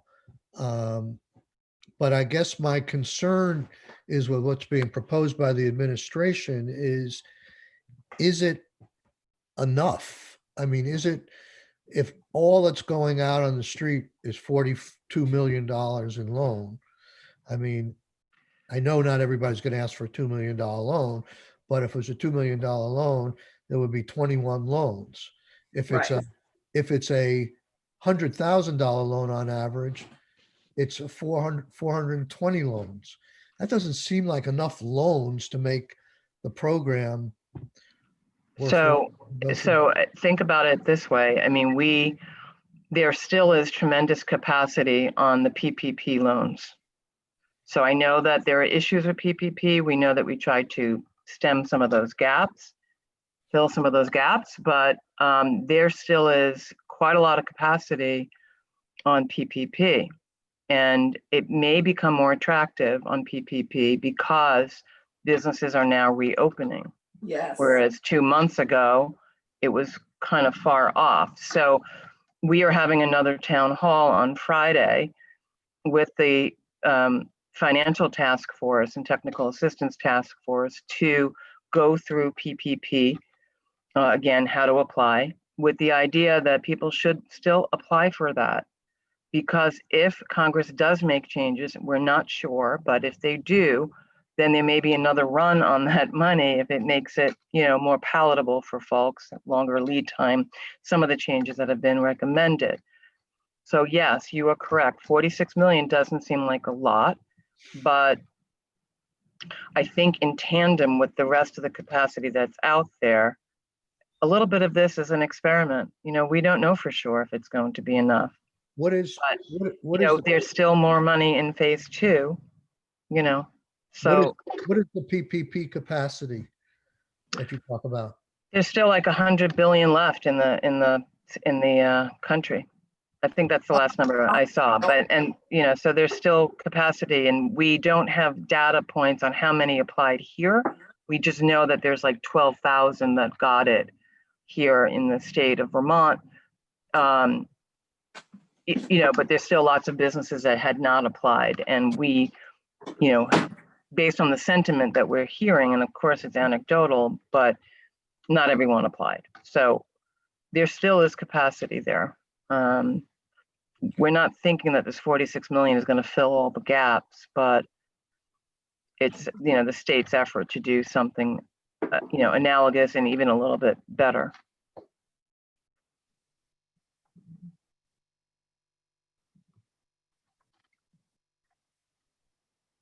Generate more Sorry, you loans, froze or up. is I it didn't hear. like the You fro- 42 million that's all that's going out in loans? Sorry, I didn't hear the beginning part of that. It froze up. I'm sorry. Could you explain the loan guarantee, how that would work? So the idea on the loan guarantee was that if the 46 million becomes so like oversubscribed, right? We thought we were going to set aside $50 million for a guarantee program where we would take the funds, the 50 million, and have that cash collateralize a 90% guarantee on all the loans that banks and credit unions could make in the state. And so we had, I think BBA, the Bankers Association, is kind of testing that idea out on a few bankers to see, is that going to be something that's taken up, so we think that might be useful. It's another thing, again, to your point, like if this is not enough, there's something else that we could do to help support the lending institutions and, to have more capacity and to use the leverage, because that would leverage a heck of a lot more lending. Have you had any conversations with the credit institutions in terms of them maybe being, I know they've given some on terms of payment extensions and things like that, but on them in terms of like loan subsidies or loan non-payment for a period of time on their existing loans as a way to get help to people? I mean, they're in it, they don't want to see defaults. I'm wondering if there can be some private-public partnership where we help these folks meet their existing loans as a way of relief, alleviate them from making principal payments for a year or something. And the banks also say, we'll match that. Now, we asked that question of Cassie. And she said, it's a good idea, but there are maybe all kinds of restrictions on banks as what they can relieve of existing loans. But I don't know for existing loans or even future loans, if there's some private-public partnership where the banks want to contribute in terms of risk or interest rates or principals, and the state wants to put some money in, we can match those two together to maximize the help that goes out to our economy. Yeah, I mean, I think I understand where you're coming from. I think that, I think that there's a point where we don't have, so FDIC has regulations about after so many months of deferrals or something, it impacts the loan portfolio and capital adequacy and the rest of it. So I'm not sure. I know that we spoke to Mike Pichak about this, and I think there was like encouragement to banks to be as patient as possible. But no, we've not quantified how much would that cost. I would think that would be enormous, but that's just me saying that. I mean, we have not done the work to figure out what on earth that would be in terms of the collective. I mean, every bank is probably doing some deferrals and modifications. I did reach out to Chris Delia to find out about this thought about how to incorporate. I think there was something discussed yesterday in House Commerce similar to that effect, like what could we do with the banks and credit unions? So I guess more to come on that, but we thought the guarantee would help. Okay, so the guarantee would be like reinsurance of some sort to protect against loans that default, but that would allow the credit institutions to make riskier loans or to make lower cost loans, or how would that be envisioned? Yeah, it mitigates the risk. So basically 90% of what they lent could be backed up by this. So some bankers would say, look, I'm not going to make a loan necessarily just because there's a 90% guarantee. Others may feel differently, that this would help. It's a little bit higher rate than what the SBA guarantee typically is. So, but again, it's against the backdrop of PPP loans, which are 100% guaranteed. And there's still capacity there. So when I say we're experimenting a bit because no one has full knowledge of the entire picture and what's going to happen. We know that we need to get immediate relief, so we do the grant. We know that that may not be enough, so we have loan possibility. We also know that we've set aside this phase 2 money for a possible guarantee to put the full freight of the distribution system of the financial institutions in the state to work with a guarantee. So knowing whether or not you will go forward on a guarantee is fairly crucial. So not only for this particular phase 1 with the regional nonprofit lenders, but also as we are gearing up toward, what if we can't meet the need? How do we go forward? I know you and I, Joan, had some other conversations, and just trying to figure out whether you're still looking at possibilities to leverage that $42 million. Cassie, one of the things she said, if you can get moral obligation from the state behind these loans, you might be able to get a multiplier effect in terms of borrowing. Are you exploring anything along those lines, or have you? I have not. I know that Cassie is or did, and I don't know the result of that, but I don't think it's a positive answer. So could you find out for us whether how that moral obligation works? For instance, if the governor and the administration and the legislature wanted to extend that moral obligation, whether we need any kind of approval or change in some law that protects numbers on moral obligation, or is that solely in the control of the treasurer? Who makes those decisions? Cassie was saying that in Irene, we extended the moral obligation of the state 16 million, I think, which obviously is less than we need now. But what is the mechanism for extending the moral obligation? Is it the sole purview of the treasurer? Yeah, I thought it was, but I could find that out. It's in the statutes. It's in the statutes? Yes. Okay. Do you know what the statute says?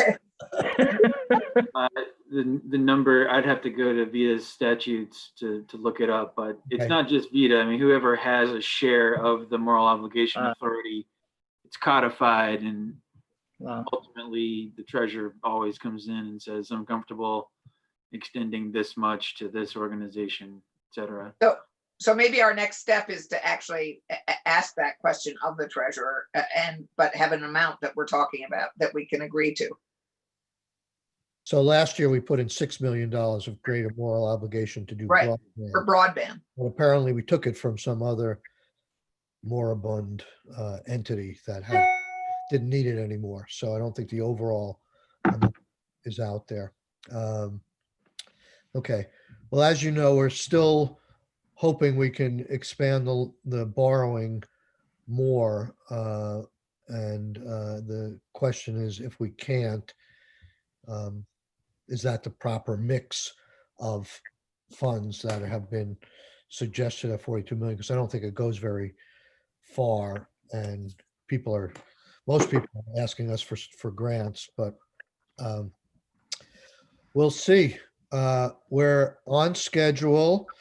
Do people have other questions at this point for Joan and Ted? Okay, thank you very much. Thanks. You both. Appreciate it. Okay, we have never walked through the administration's proposal line by line. It has been evolving a little bit, so the evolution we should cover as well. But David, you do have some draft that you didn't go through with us. And we'd appreciate you doing that now, and also putting it up on the screen, and also any comments you might have for us in terms of what the House may be dealing with in terms of the draft at this point. Are we still on draft 1.1? Well, that's an interesting question. I mean, no, if you're referring to the most recent version that House Commerce has reviewed, there's a draft 2.1, which I can share with you. But frankly, following my presentation of that draft, there was another meeting yesterday with the administration, and this is hard. This sort of puts me in a funny position here, because it does.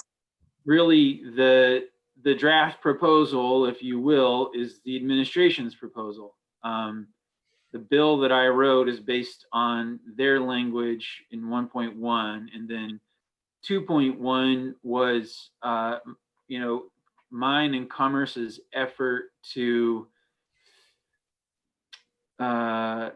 what can I say, to try to achieve some consistency across programs to the extent that was possible, to unify some of the proposals, for instance, in the grant programs.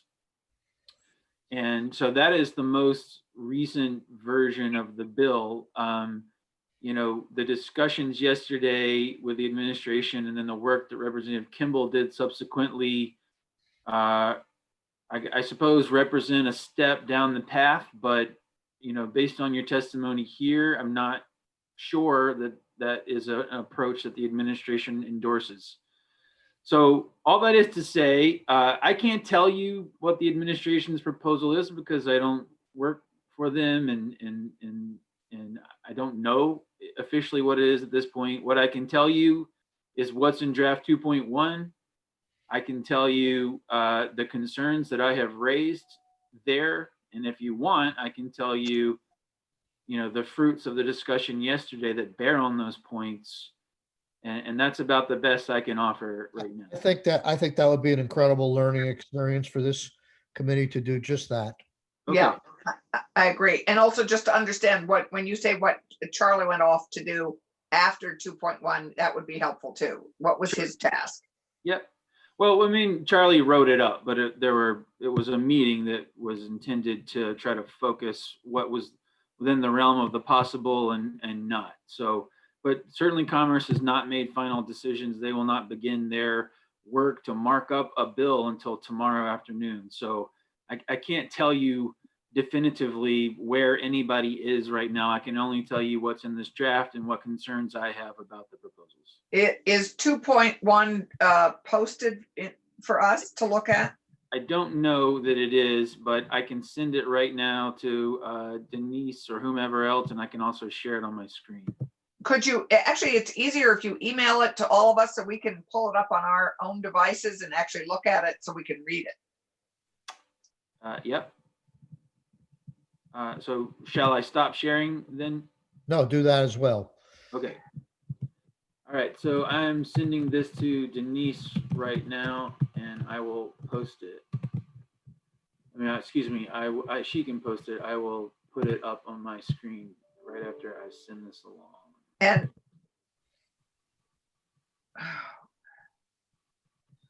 so recall that draft 2.1 does include not only the economic development provisions, but also housing, tourism and marketing, and the employee wellness program component. All those are right now unchanged relative to draft 1.1. It's just the loan and grant programs that are different. Let's focus on the loan and grant program for the next half hour. okay, are you emailing this to us, or is Denise posting it? I just sent it to Denise. You know what? I can email it to you as well. I'm sorry, this is. Take your time. Okay, so that's now emailed to you as well. God damn it. Excuse me. That's okay. Sounds like this.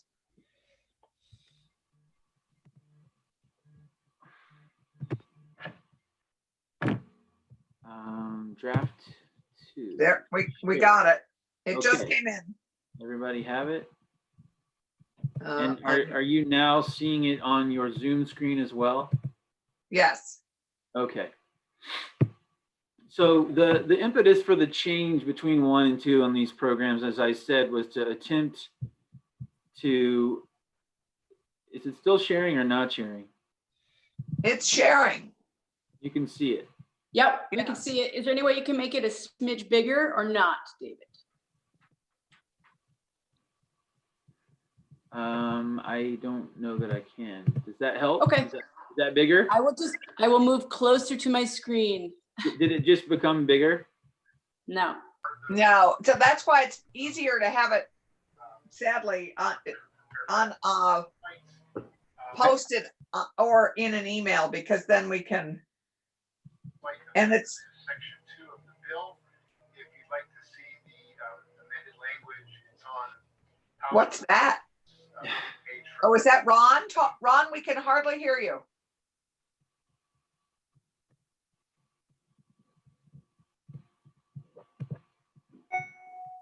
I'm gonna proceed if you guys are okay with it. Yep. Okay. So when the document came in from the administration in 1.1, based on that document, you know, there were the programs for the VITA loan and grant, the Department of Taxes grant, and then the CLF / participating lender loan and grant program through the Agency of Commerce. And the criteria for who could participate in those things was similar, but not the same, not identical. You could see that there were, you know, comparable concepts, for instance, that you were closed, but had a plan to reopen, et cetera. So really, and the first thing that 2.1 does is expand the definitions to try to streamline as much as possible who is eligible to participate in what. So you'll see here on line 19, subdivision 3, eligible business. So this would work in tandem with the additional program specific criteria that you'll see below. So each of the programs will say an eligible business may participate in this program if blah, blah, blah. But across those programs, they should all at least be eligible as defined in the act here.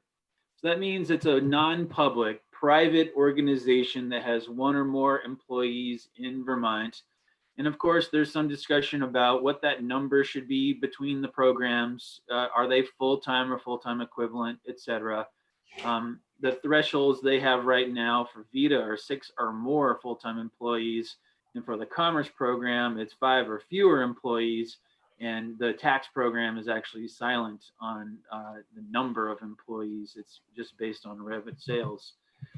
At any rate, so right now they would all have to be non-public, private. And under B, the business is organized and operated either for profit or to non-profit or low profit. The intent here is to include everybody but the public sector. I did flag questions. I still have questions about the extent to which hospitals, public or private medical systems should be included if they are higher education. You'll see criteria throughout each program that you can only get money from one source. So to the extent the administration does create a hospital or medical relief program and you got money there, you would not be able to come to one of these programs as written. But right now, there's no concrete proposal for hospitals or other businesses for that matter, higher ed, et cetera. So that's an open question I have. So may I just ask a question on that? Yep. So we know that there's this an additional pot of money that's designed for healthcare, right? We've heard $300 million. I've seen the articles. I don't know if there's language on that. So, well, I mean, my question is, to that extent, are healthcare businesses like hospitals eligible in that pot of money? And do we not need to concern ourselves with them here? Well, that's my question exactly. As I said, there's language under each of these programs, again, that says you cannot double dip, whether it's between or among federal programs, whether it's covered by insurance, whether it's covered by another state program. You can only use one source of funds for the same expenditure. So right. That's double dipping for the same expense. That doesn't mean you couldn't go to both programs. So as you said, the question becomes, to what extent do you want to allow hospital or health systems to access both of those programs? Because they're facing staggering losses and maybe they want to hit both. Well, they'll consume it all. And that's why if $300 million is being set aside to address their needs, it strikes me that that's not the same pool as this group. Right. So what I would do from a drafting perspective is, if you make that policy choice, then I would definitely say, under the definition of eligible business, it does not include for-profit or nonprofit medical, entities that are covered by that other program, basically. Right. We can work on the words, but I think you would want to be explicit. Right. But the challenge here is, here we are moving as fast as we can, and it's still pretty slow. Is that $300 million even got a proposal? And is it even being worked on so that money is going out fast? I mean, I'm not aware of a concrete bill or proposal at this point. I've only read the news articles. Right. So, okay. So I don't know is the answer. Yeah, I don't either. Under C here, all businesses would have to have been in operation on or before February 15th of this year.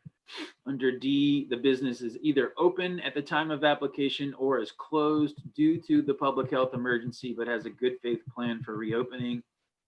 4A, so eligible use.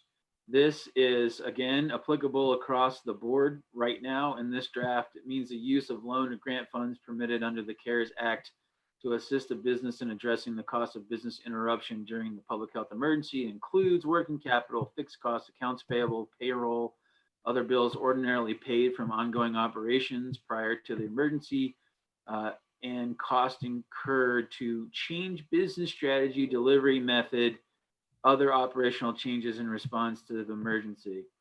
An eligible use does not include business expansion that is not in response to the public health emergency, physical repairs, acquisition of real property, construction of renewable energy projects, payment of bonuses or dividends, debt consolidation or refinancing of long-term debt, and payments for taxes, public utilities, or other government services or fees that qualify as revenue replacement to the government.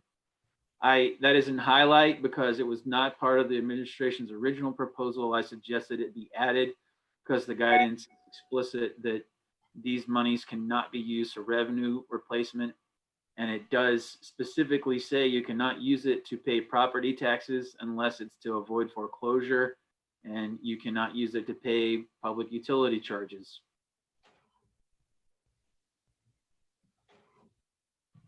Any questions? No, this is going, I think, in the right direction. So the first piece under B right now is the VITA Economic Injury Disaster Loan and Grant Program. So you'll see here in subsection B, requirement for loan and grant applicants. So try to keep this format, this structure consistent throughout the program. So first we talk about what are the big picture program loan and grant requirements. Under B1, eligible business may apply for a loan or grant or both if it has 6 or more employees. It cannot be adequately served by the Restart Vermont Action Grants Program within tax or the Restart Loan and Grant Program within commerce. I have raised the point whether that should be a hard limitation such that you can only go to one program and that's it.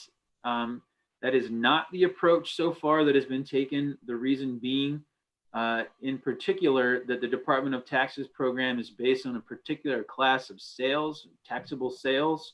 subject to either sales and use of rooms and meals. And businesses with blended revenue may be able to get some grant funds on that basis from tax, but not the full amount of $62,500, or they may make too much money to qualify for that program. And so the adequately served language is intentional. It is more subjective, but it is there on purpose for right now. Yeah.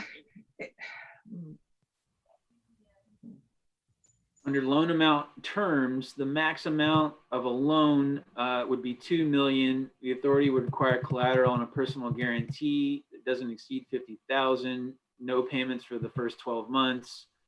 It says that the authority shall charge an interest rate of 0 in months 1 through 12, and an interest rate of 2% in 13 through 24, and then it converts to a variable rate. I want to note that I feel fairly confident from the guidance that we cannot earn interest off of CARES Act funds. And while we can issue loans, if they are repaid before December 30th, then the principal and any interest earned have to be either reused for an eligible expenditure or returned to Treasury. And then if the loan period extends beyond December 30th, the government entity, the guidance says the government entity must return the loan amount and as it receives it. It doesn't say it must return the interest, but I feel very confident that you have to return the interest as well. So even may I ask a question? I mean, the interest could conceivably, a piece of the interest could help pay for the cost of administering these loans. I wonder if that would be considered as one way to continue paying for the cost of administering these loans for VITA. Yeah, to be perfectly blunt with you, I don't think that's allowed. Yeah. But so the guidance, not only the guy, so here, let me just set it up like this. The guidance explicitly says that the government is allowed to use, COVID funds to pay for the administrative expense of administering a COVID-related program to the extent it is not already budgeted for and a significant change in use from what they would otherwise be using monies for. So the guidance does not say one way or the other if an intermediary can recover its administrative expenses. In fact, it doesn't say anything about intermediary organizations. That said, I think it's reasonable that states use intermediary organizations, and I do think it's reasonable that intermediary organizations can recover their administrative costs for their expenses as long as it meets the same criteria, because nobody is going to do this for free, right? But by the same token, the guidance also, the guidance and the FAQs are clear that the money has to be obligated, the service performed, and incurred and expended by December 30th. And it's not in the guidance, it is in a conversation that people in our office had with the Treasury and NCSL. The question was specifically asked, whether the money had to be obligated or whether it had to be expended by December 30th. And at the point in time of that conversation, it is the latter. It is expended by December 30th, not obligated. So that's a challenge with loans that have a 20-year life. Of course it is. Absolutely. And that's why I think that it doesn't make it makes very little sense to me for the state to issue a loan that extends beyond December the 30th, because using CARES funds is not the same analysis if it is somebody else's money and we're trying to use CARES funds to induce them to extend that capital. And respect to Ted and Joan on the question of guarantees and loan loss reserves, I'm not giving you a definitive yes, you can or cannot do that. I am telling you what the risk calculus is, and I'm telling you that it's riskier to do it after December 30th than before. That's all that I'm saying. Got it. No, that's clear. The guidance also says, you know, that there's a question. I think I've mentioned this one before. Can a government prepay the costs of a contract? And the guidance says a government should not make prepayments on contracts using payments from the fund to the extent that doing so would not be consistent with its ordinary course policies and procedures. That is not super helpful. I mean, as Ted said, you know, at the federal level, at least, sure, they'll budget in the loan guarantee or the loss reserve on the front end, you know, as part of the loan package. But what I keep coming back to is, one, that conversation that says money has to be expended, not obligated. And two, if you have a loan guarantee, if a loan default occurs in year 4, then the expenditure of that money occurs in year 4, even though it's obligated under a contract or a guarantee agreement in the beginning. So, you know, this all comes down to risk calculus. Are you talking about constructive obligation and expenditure, or are you talking about the actual expenditure of those funds? And what I'm suggesting is, if you want to induce loan activity on the front end, use grants or subsidies or buy downs on the front end rather than trying to use loss reserves and guarantees on the back end and risk, you know, the Fed's coming and saying, you've spent the money after December 30th, you have to return it to us, or it's not spent on December 30th, you owe us this money.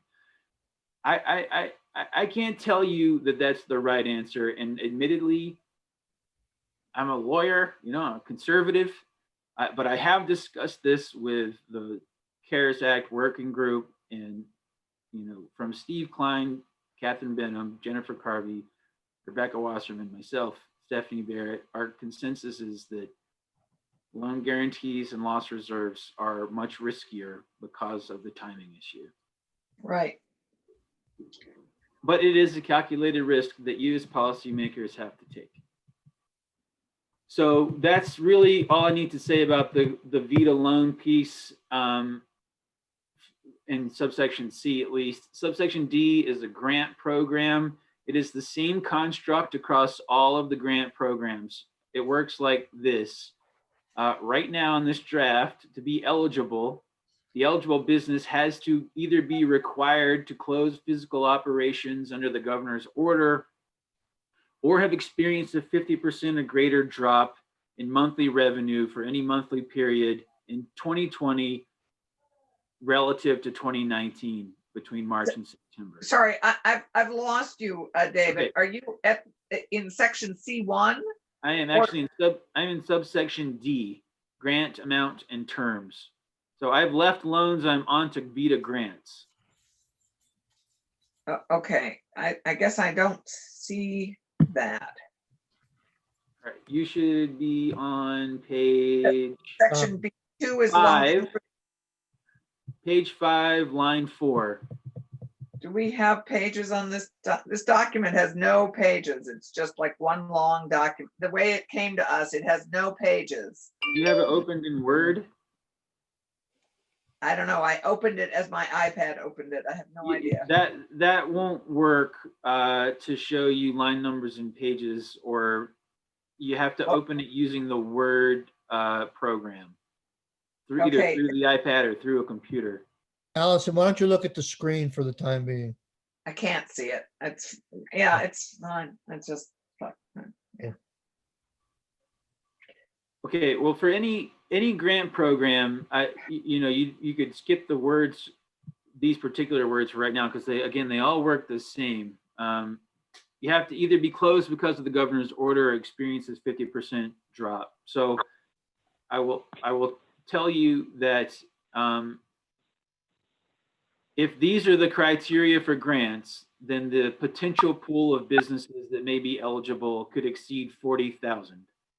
And so part of the conversation yesterday was whether they should be staggered, so it starts with the tax program and moves on, whether to ignore closure due to the governor's order, not have that be a criteria, to focus only on the amount of loss the business experienced, and to raise that threshold from 50 to some higher number, perhaps starting with businesses that have had 100% or a 90% or greater, or a 75% or greater, and change the parameters of who gets served first and by how much based on what their need is in that way.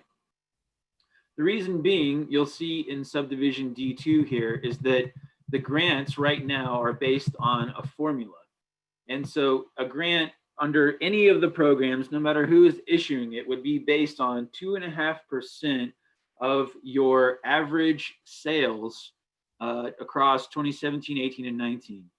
There's some discussion whether that should just be 2018 or 19. There's also a formula in 3 to account for businesses that weren't open during that whole time. But what you really need to know is that there's a formula, and it's 2.5% of your annual revenue, or in the case of tax, your annual taxable sales. So again, based on these criteria and a potential of 40,000 businesses that might be eligible, this is clearly not enough money to go around. So part of that work, again, in the commerce discussion yesterday and today, is how to narrow the field. I will say that part of the purpose, I think, of using grants and loans is to sort of reduce the number of people that would be applying, at least this is according to the administration, and use a more rigorous loan process to perhaps winnow out and do more due diligence on potential recipients. I suppose that's one possibility. You can also just change the criteria. But anyway, under E, program terms and limitations, right now, I've tried to keep these consistent across programs. Under 1, a business shall not use loan or grant funds to cover expenditures for which it has or will receive reimbursement from another source. Under 2, loan and grant funds right now are first come, first served through December 30th. 3 is really just a placeholder. The AG can recover funds awarded due to fraud, error, or otherwise in violation of this section. I think you, as policymakers, will need to, if you want to, wrestle with the extent to which you want to expand this or even address it. Again, part of the conclusion and the volume of need is that the only administratively feasible way to get this money out in a timely way is through some sort of automated process. There simply isn't the time or the person, power, and capacity to do a full-scale vetting or application analysis of what these businesses request or what they attest they have earned and should receive. And therefore, there is risk of fraud and deceit and error. And, again, that is part of the risk calculus for you. Under 4, loan and grant funds shall not be offset to any state or federal debt unless required by federal law.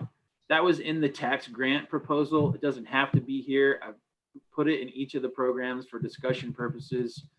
Similar with 5 and 6, the name of the recipient and the amount of the loan or grant are public records.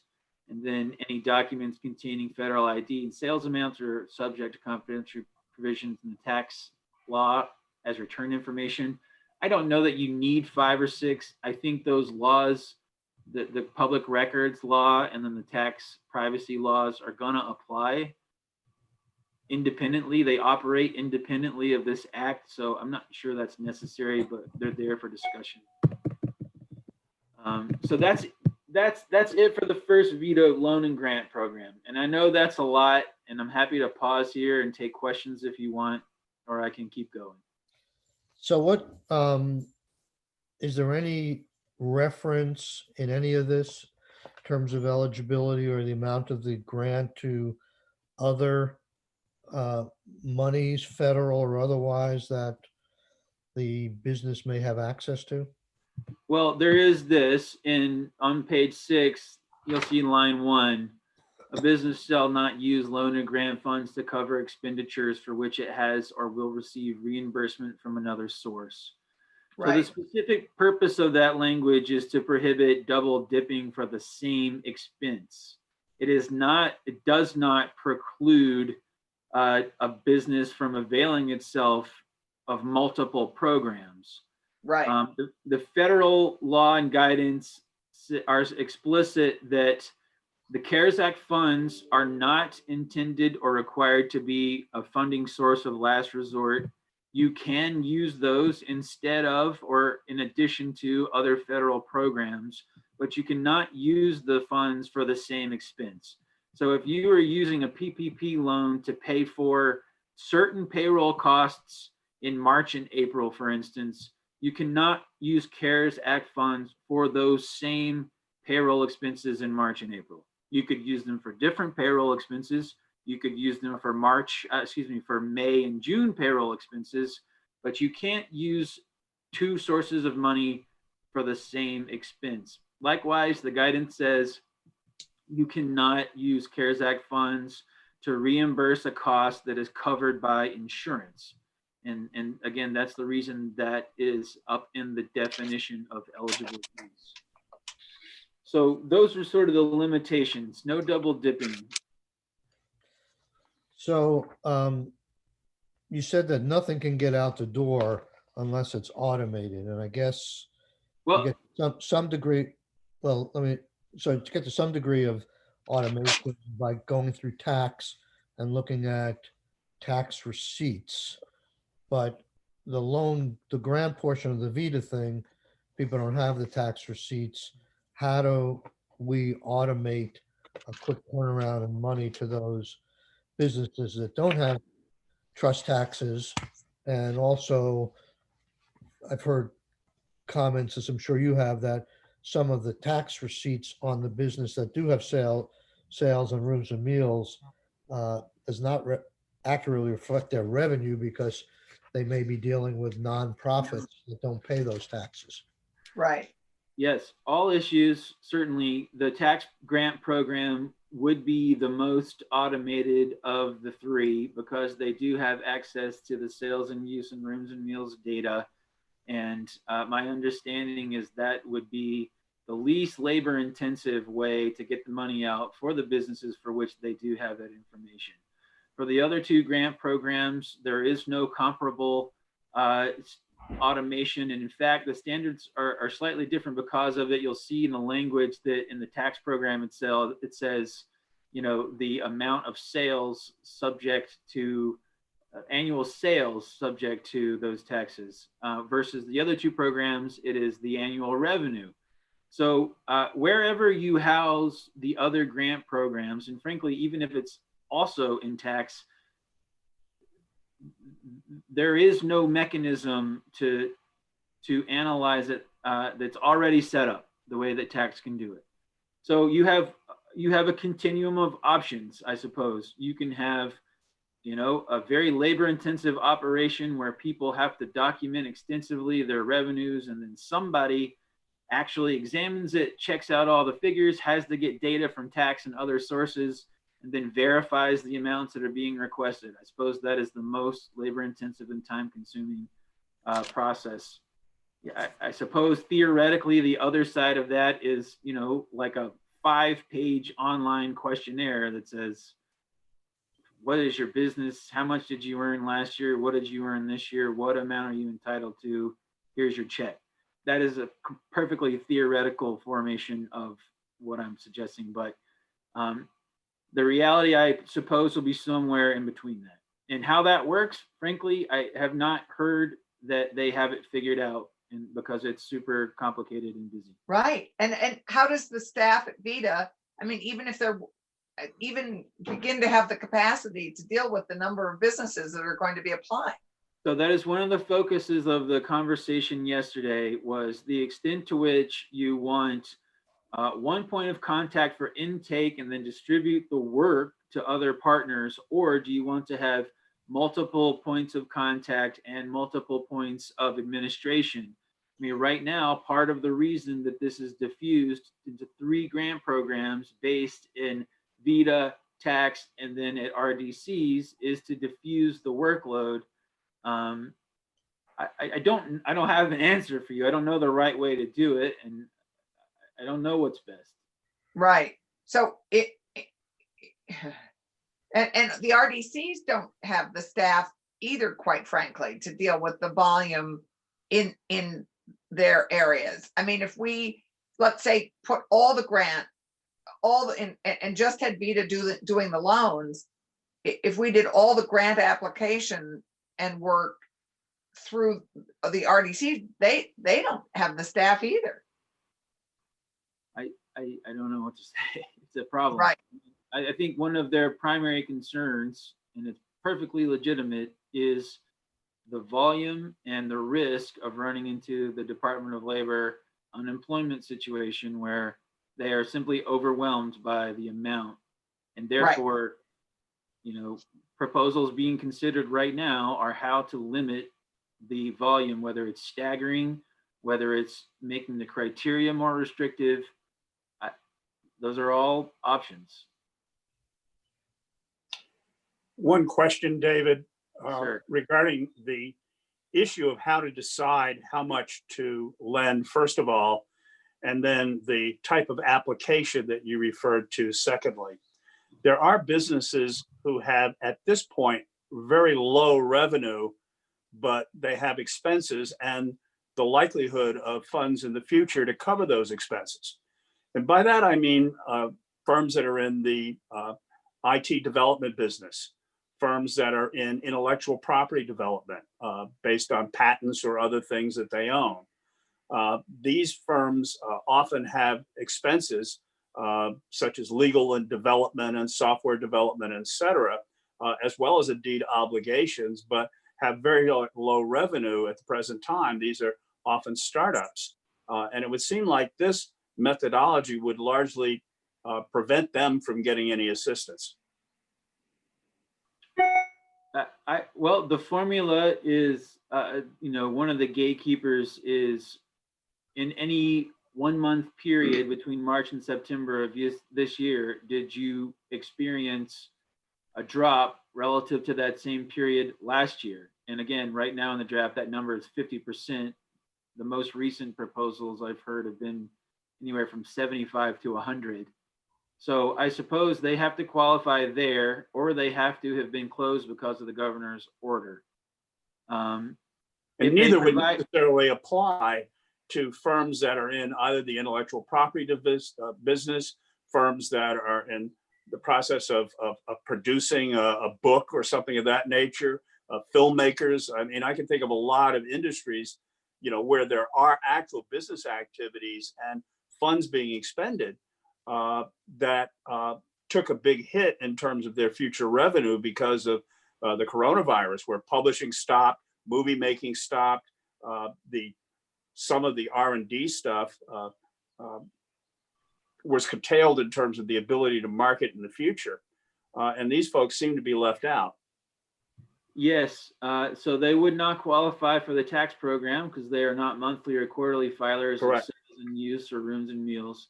So therefore, they would have to qualify under either the ACCD/RDC CLF grant program by having revenue under $1 million and fewer than 6 employees, or they'd have to go to VITA. And both of those programs do have a cap on the amount of total grant funds they have available. And you have to pass all the other criteria, and they're first come, first serve. So I think it is inevitable that businesses who have need will not get funding. So the question for you is, how do you triage who gets what? Right. That is the question. Well, I'm sorry if I missed this, Senator Brock, but was your question also geared towards the fact that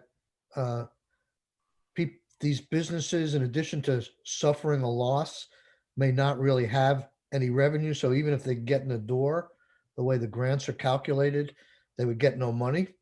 That's correct. They would get no Well- money, but they are businesses that often have expenses. The expenses, for example, maybe those that are paid up or paid in by startup capital, venture capital, other kinds of things that are seed capital that allow businesses that are in their incubation stage to begin operating, but Right. they have expenses in order to develop a product or produce a product or market a piece of intellectual property, et cetera.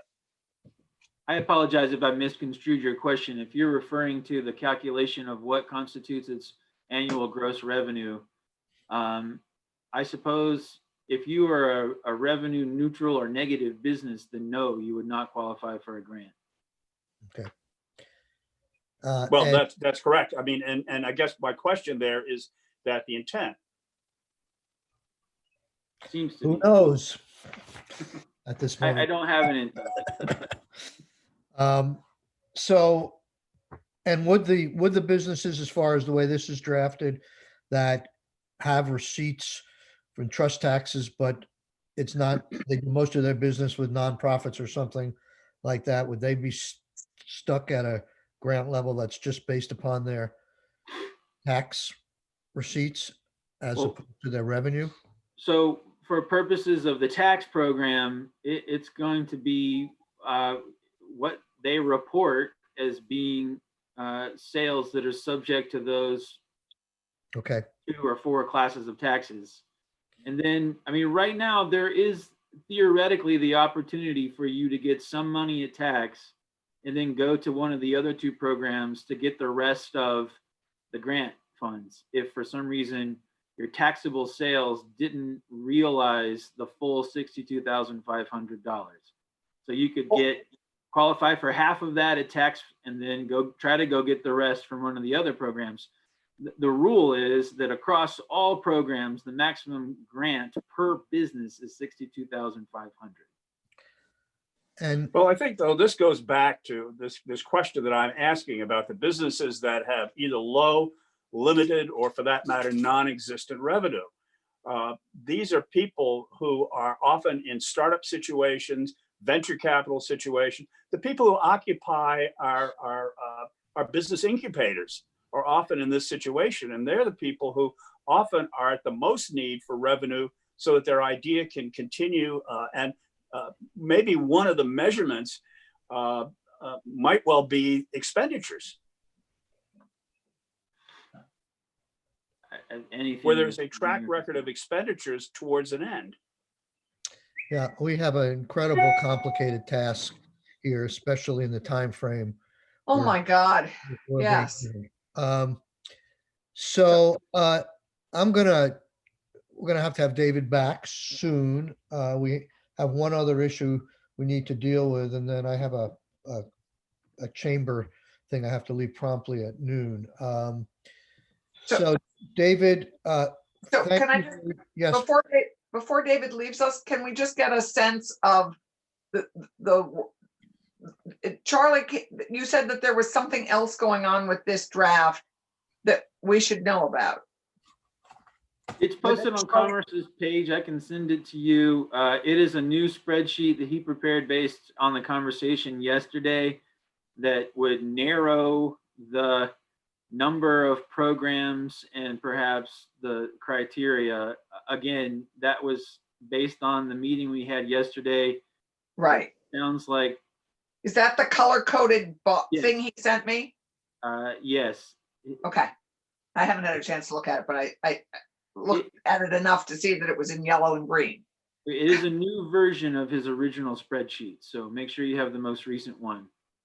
Okay, and I'll send that to the rest. Did he send that to the whole? I'll send it if he didn't send it to the whole committee. I'll send it to everybody. Okay. okay, and we'll be talking about this tomorrow again for sure. But thank you, David. David, can you stick around? Because we're going to be talking about 256. Sure, absolutely. Which I am trying to pull out my copy of that. I sent it around to folks and told you what was going on. I hope you had a chance to just look at my email. And Do we have it up on the, no. well, David, is there a way you could send out or put up on the screen the one pager you did on 256? I can try to find that quickly. I thought I sent it to people, but maybe What, not. when, remind me, Michael, when you sent it. This morning. Oh, this morning, okay. The number, Excuse me, Senator, do you want that posted? Do you want that one pager posted? Please. oh, that would, yes, that would be helpful. You're referring to the Thanks. section by section summary, Senator? Yeah, the one-page summary. So I have that. I can email that to the committee and to Denise, and I can put it on the screen if you'd like me to. Please do that, both of those. That'd be great. I think I mailed it out this morning, but Yeah, you did at 7:33. okay. So we're taking up 256 in finance today. This was our omnibus economic development bill. And I think the two issues that finance should be most concerned with is the downtown tax credit increase from 2.6 to 4 million and the project-based TIFs. Megan is on this call as well on the project-based TIFs, which I think is going to be the sole issue really in debate in finance this afternoon, because I think it's pretty clear that what the other issue of the downtown tax credit, the administration had come back with a proposal in their budget of going from 2.6 to $4 million to help fund the expanded neighborhood development areas and to use that program to cover a greater range of regions or geography in our state. So, but COVID came, and now it sounds like certainly our chair in finance doesn't want to increase that amount, which we'd have less to spend on the appropriation side of our general fund. So the choice on that is to whether we continue to push for the 4 million we voted out, or we just throw in the towel and say, we'll go with the 2.6 that the administration was in the budget last year, or we do some sort of language that has, ACCD come back to us in 3 months' time or something with a report of how the downtown tax credit could be diluted by the expansion we're making of areas that are eligible for downtown tax credits, and what they leverage and multiply, and whether at that point in time they would argue for a higher number. So that's I see what the choices are sort of in the first on the downtown tax credit. Megan is with us, and she will be hopefully presenting in finance on why the administration continues to push for the project-based TIFs. I think that it's basically the TIF argument that this is not going to cost the Ed Fund any money because the project wouldn't be developed without this project-based TIF, as we've seen is exemplified with the poster child of Westford. So we could talk about that, but I want to know what our committee wants to do with the rest of the bill. And I put forward what I would like to do in my email. Sections 1 through 3 of the bill are codifying and combining the remote worker program with the relocated worker program. It's silent as to any monies that would go forward for this program, but it'd be good to, I think, to get the program into law subject to an annual appropriations.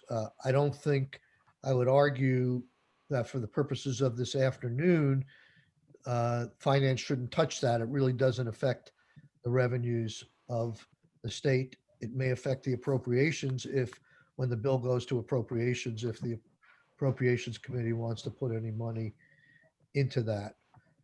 Section 4 just updates the statutory list of municipalities that have TIFs. I don't think that would be controversial. Section 5 is the project-based TIFs, which we'll get back to. Section 6 and 7 is the administration's proposal called the Veggie Incentive Program, which we had funded with $500,000. I think that section is totally subsumed by what we're dealing with in the last hour. So I would recommend that our committee not continue to push for that anymore. I don't know what the administration's position is on section 6 and 7. Section 8 deals with a couple of studies dealing with veggie, the but-for test, and also I think there was somewhere in here we had a study of how large business grants to retain workers, the global foundries issue and others. I suggest we just walk away from that.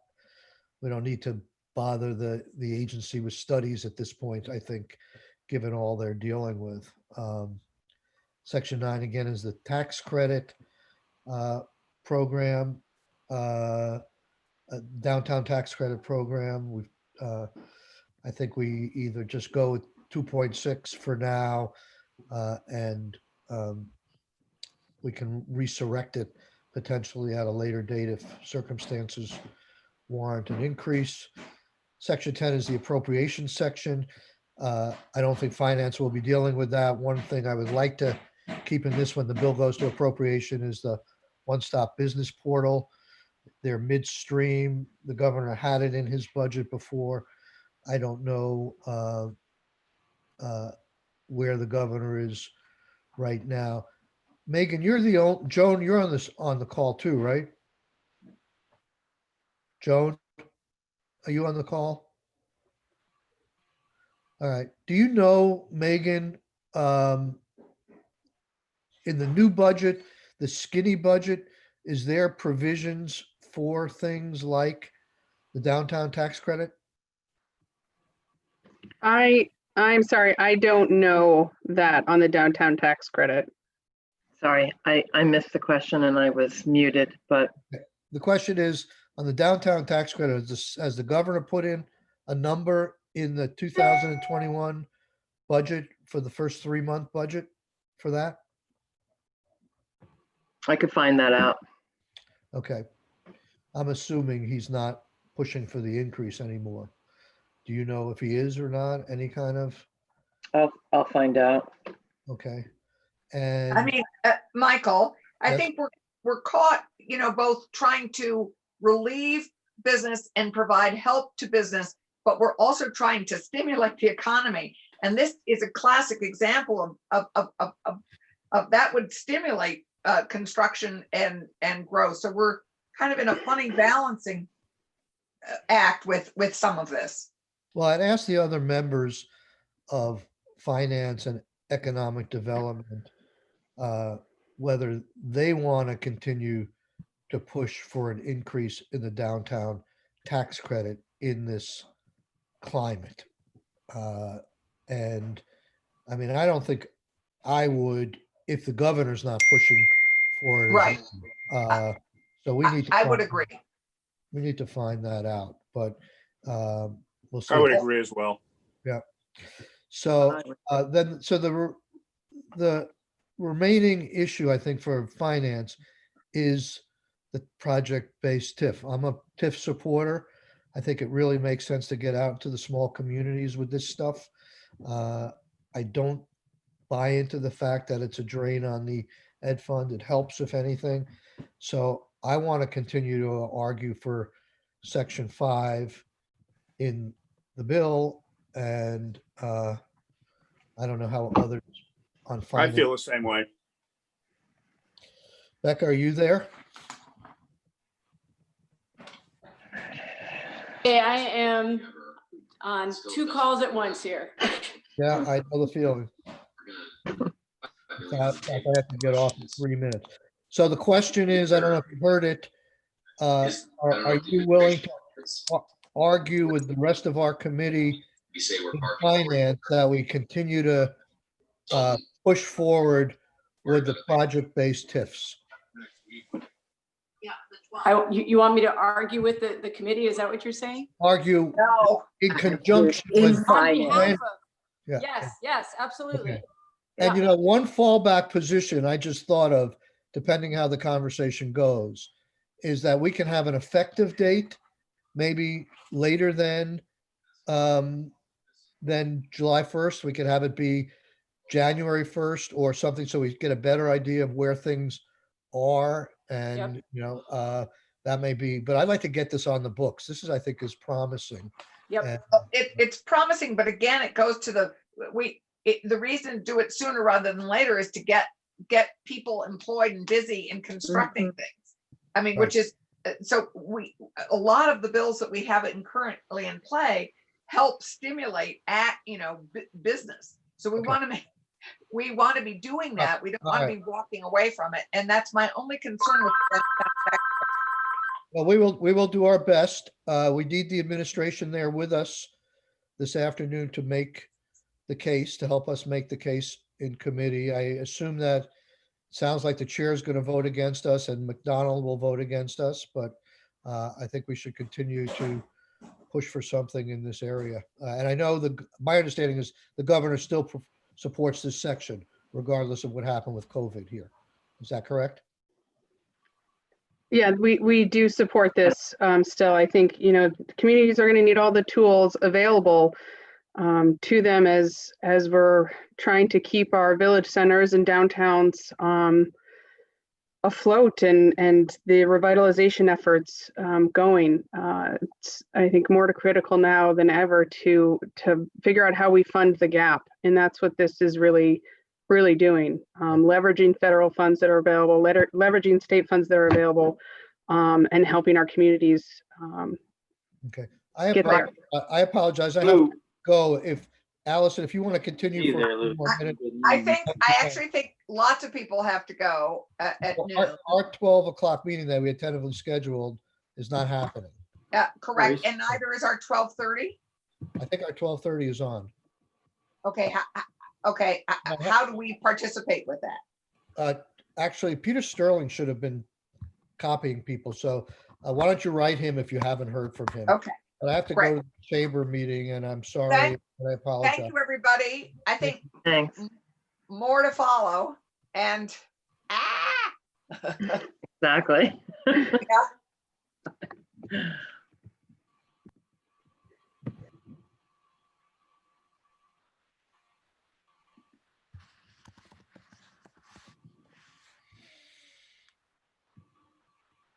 Mm-hmm.